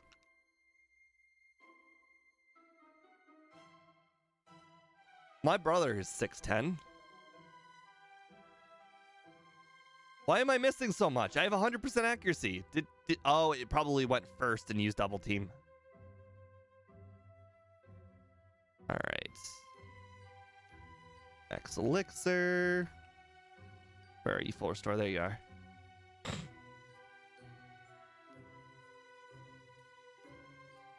Okay, so this one was interesting. So I use Sand Attack on turn 1, because then he goes underground. Then I use Howl. And then I use Sand Attack again. Then I use Howl. You're supposed to miss.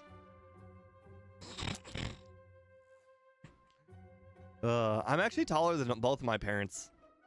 Like, usually when people are like, oh, did you have a tall parent? Like, was your dad really tall and that's how you got tall? No. My dad's 5'10". My mom's like 5'2". No, maybe she's 5'4". I don't know. She's in the range where I don't even notice.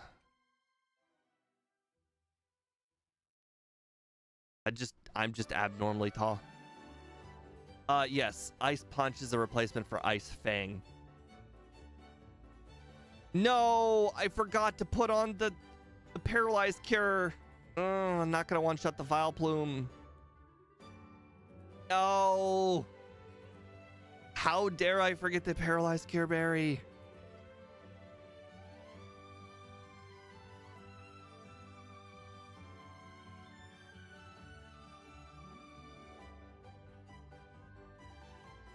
Yes. No, don't drain my PP.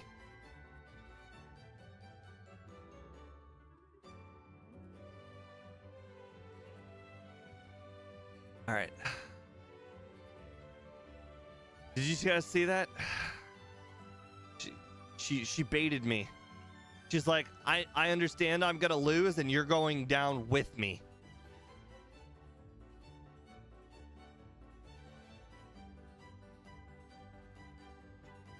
All right, Paralyzed Cure Berry, you do your stuff now. Oh my god! I put on the Paralyzed Cure Berry and I get the crit. What is this game? Well, he is the destroyer. So No. was the first run No. as bad as you thought it No. was? I'm gonna run out of PP. I'm gonna have to beat. No. Oh my god. I'm gonna have to beat her the same way I beat her last time. With struggle?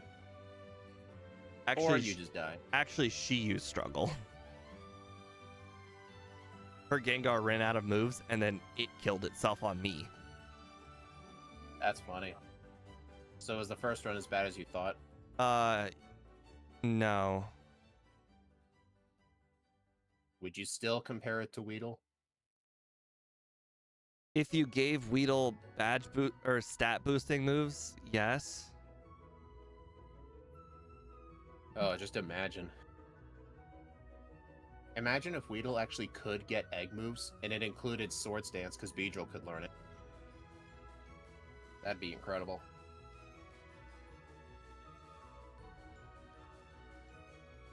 Aha! I don't know how that I don't know how that Karen fight literally just went worse. I was more prepared.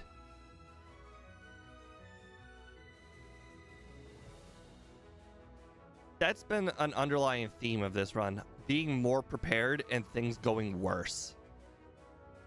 It do be like that.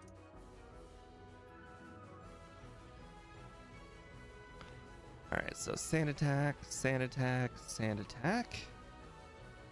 Howl, howl, howl, howl, howl, howl. One more howl. Howl, howl, howl, howl, howl. Oh no, I'm not gonna survive the rock slide, am I? Guess we'll Could find just out. get a miss. Well, He understood. He understood that rock slide wasn't gonna be strong enough. I mean, was that enough sand? That enough? Oh my! How many howls do you need? Like I said, it's the thing's just going worse. What is? There's a reason why I put the over under at like 2 hours, even though I finished at 151. I knew that the possibility of me just being like lucky was a factor. Did you see he used flail at full health? Yeah, I saw that. I don't know what caused that, but we're thankful. AI being stupid. Actually, I remember Scott said there's just some moves that the AI will just prioritize even if they're not good. Like, that's why, like, Hylos Swine on Price's team, half the time instead of using Blizzard, it uses Fury Attack. Same thing with Blue's Rhydon and Earth. It does use Fury Attack a lot, but it also does use Blizzard a lot. Never uses any of the other moves, though. Yeah. Basically, Scott said, like, normally under most circumstances, it would choose the most powerful move, but there are just some moves that will just bypass damage calculations, and it'll just have a flat chance of using it. Mainly multi-hit moves. It doesn't even bother damage calculating it. It just decides, you know what? I don't feel like using Blizzard. I feel like Fury Attack today. I think I might be lucky. Thanks to my superior red strat, there is still a chance, even with this worse luck, I can still salvage this run.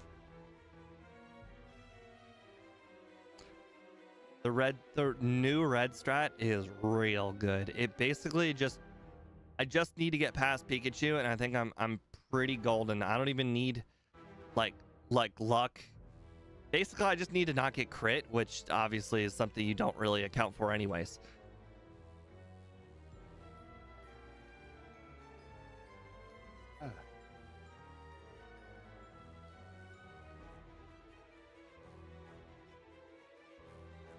You gonna go through Rock Tunnel?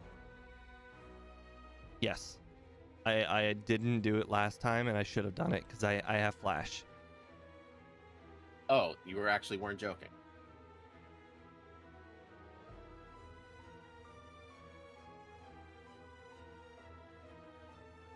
I remember listening that you and I were talking about like practicing the bike no bike thing. We'll definitely need to do it one of these days. Yeah. With the 999 stats. Honestly, if we hack something with 999, we should make it level 102 so that way we don't gain experience just for an extra time save. We could probably test it more times. Right. Rusty.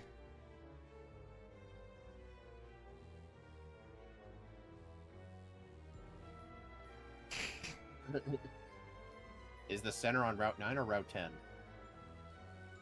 I don't know. Was I supposed to know? I don't know. It was a joke because you kept going back and forth.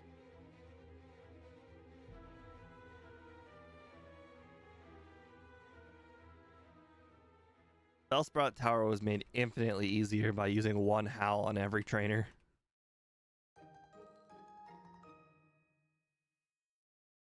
Because every one of them has like 3 Bellsprout.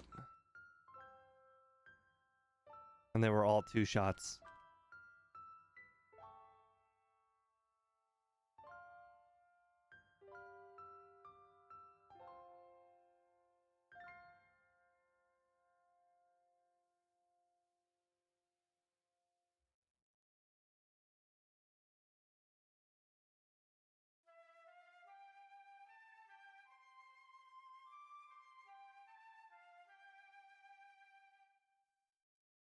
honestly have no idea if I'm ahead or behind the first run at this point. So many more things have gone wrong the second run that it's hard to know. Give me a moment. Let's see, you're about to fight Erica. Okay, at this point, you were at 130. Interesting. So superior strategy has led to still doing better. Interesting. Yet you have 6 more resets. Oh yeah. Like I said, things went so much worse on this run. I was a higher level for basically all of the battles. I knew which order to use moves in, and it didn't even matter.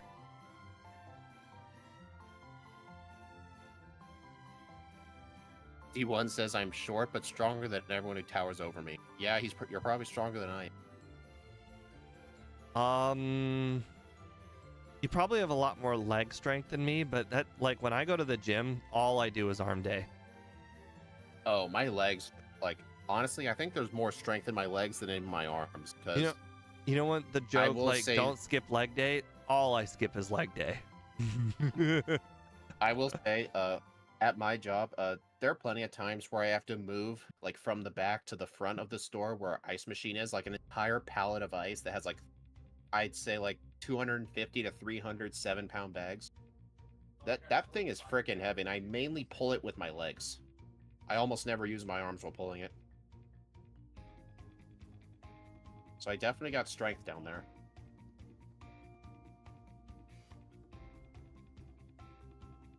I don't know why, but I think I just saw that rocket call me kiddo.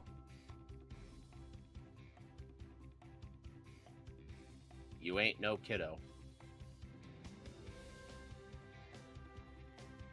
I mean, neither am I.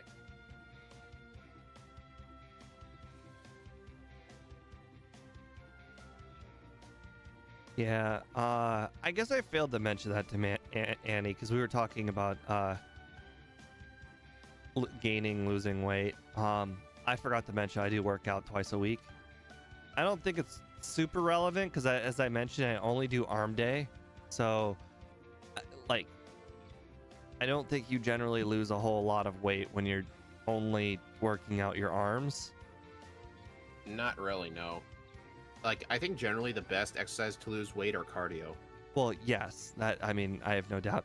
Now, I don't know if this is true, but I feel like if I were to do like crunches, sit-ups, and all of that stuff, I'd probably lose a lot more stomach weight. Because that area targets the stomach.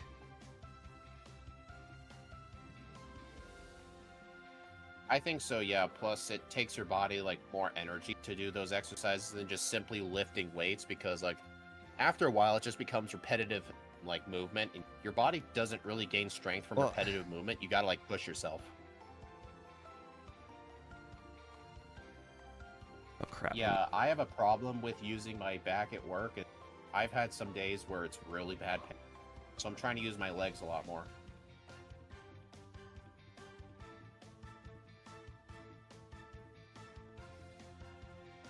Hey, Steve, your game timer quit working.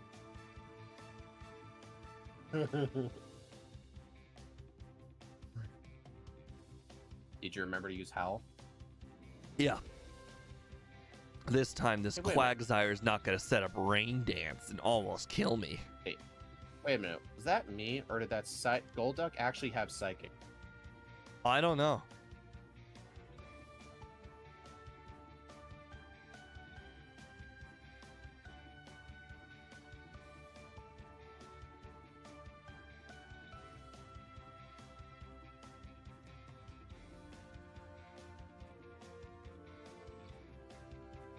Oh, that's funny. On my spreadsheet of the Crystal gym leaders, I pretty much skipped all the Kanto leaders, so I don't even know.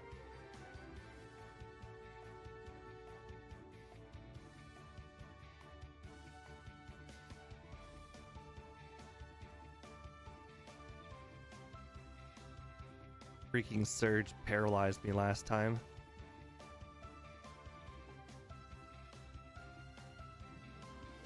So 2 people have confirmed that Golduck does in fact have Psychic. You know what's stupid about that? In Gen 1, it gets Confusion by level up, but it does not learn Psychic by TM. Yep. We found this out during the randomizer, and it really irked us.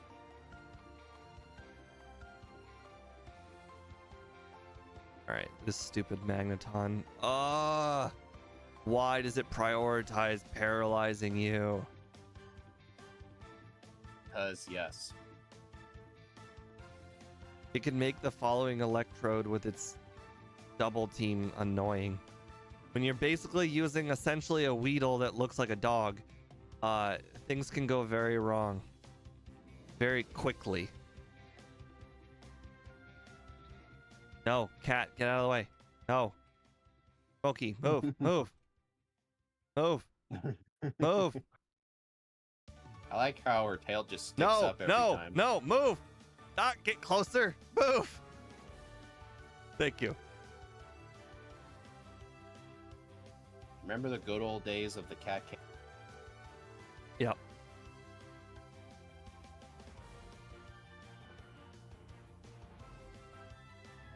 Oh. I really wish you could stack repels. It'd be so useful to just use them whenever you want. Yeah. I try to use that elixir that I pick up when I need to re-repel there.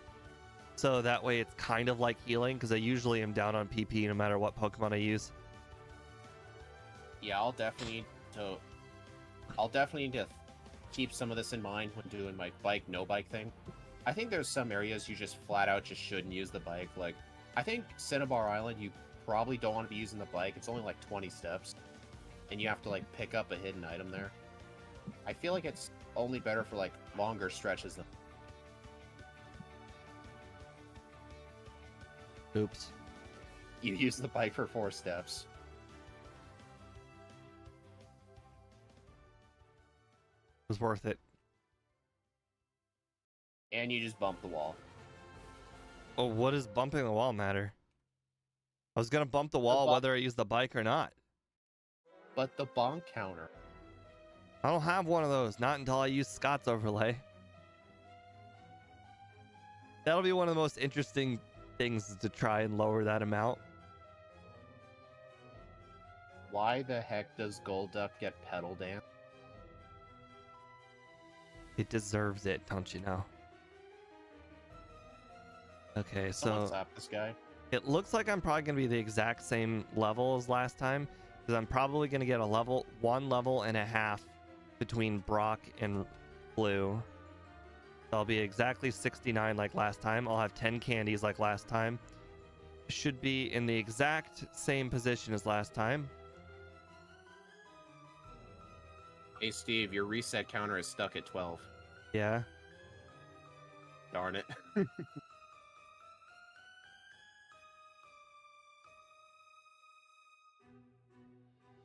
Come on, Lovely Kiss Snorlax makes a lot of sense. He thinks you're food.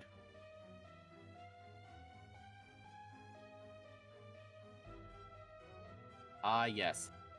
Did you just howl Ice Punch? Yeah, for the Almastar. And the Kabutops. Oh, you're using Return. Okay, I'm like, wait a minute. Ice Punch ain't physical. Yeah, it's for later. Looks like the right number was 3. Not 2. It used Endure. That's the first time I've ever seen that used.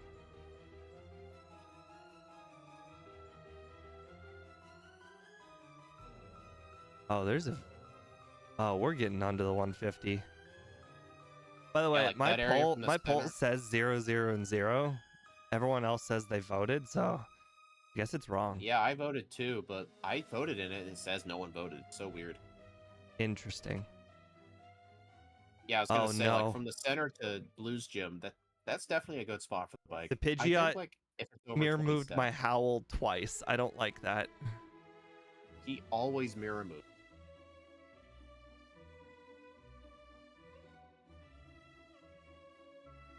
Well, the strategy was supposed to be three howls. I guess we will just have to pay attention if the Alakazam uses Reflect or not. Or he could just, you know, send out Executor first for some reason. The Executor is on fire. Oh, that Executor just lives in California. I don't know. There's a lot of fires over here too, especially from the north. I said you don't need to pick up Kurtz. I remember this one year. There were parts of Canada that was having extreme wildfires, and all the smoke was blowing down past the border. It was just, I remember it was so bad one year that the sky was brown.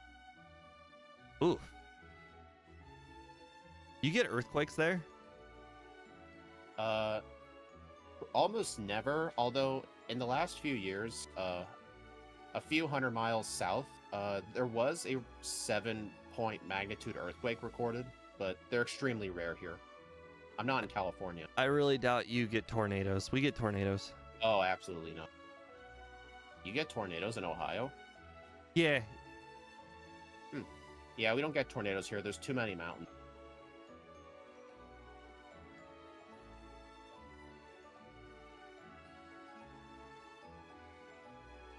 Wow, look who's on the bike. Uh-oh.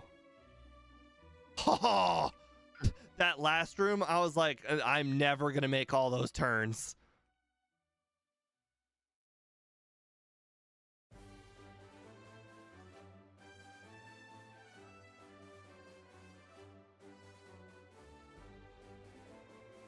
All right, now I just got to get rest.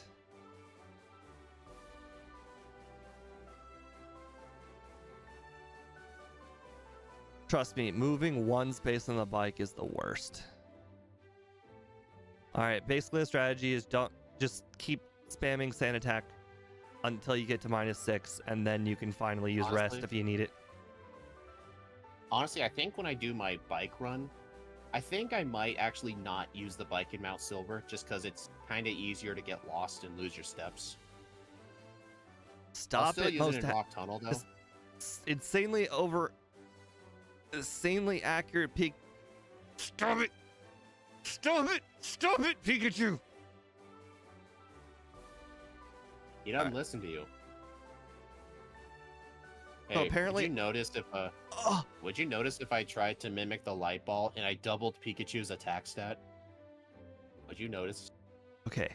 So what's really cool about this game is if you get paralyzed and you use rest, you actually get your speed back.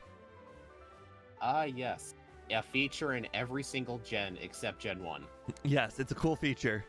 It's a feature to me. Yeah, right.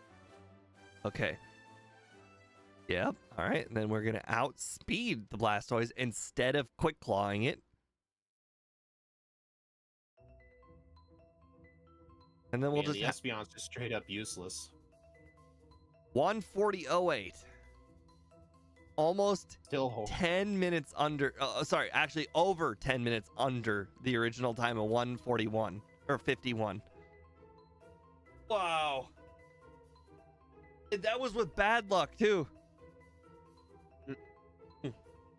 I mean, compared to our other backports, that's like 25 minutes worse. Our worst one. All right, I clicked end poll. Let's see what it says.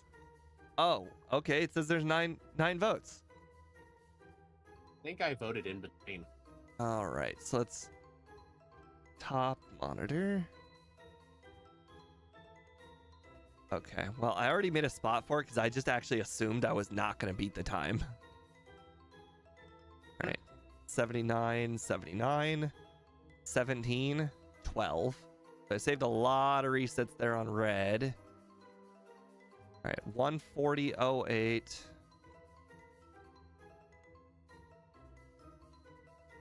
Try 2. And final time of 6:13.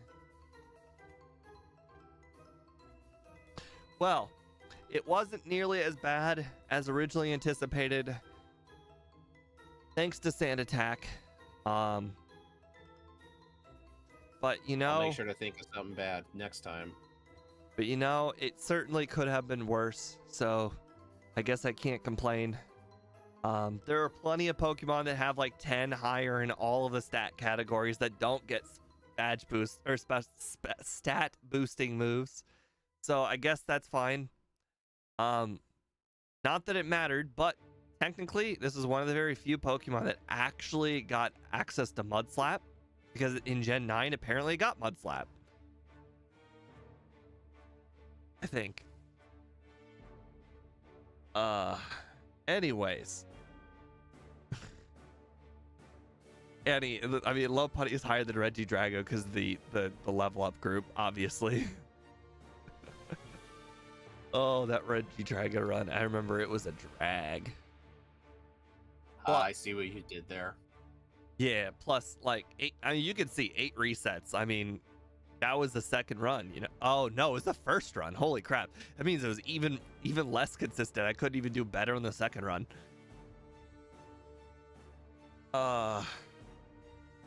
Anyways, thank you guys for joining on today's run. I will see you guys again Thursday.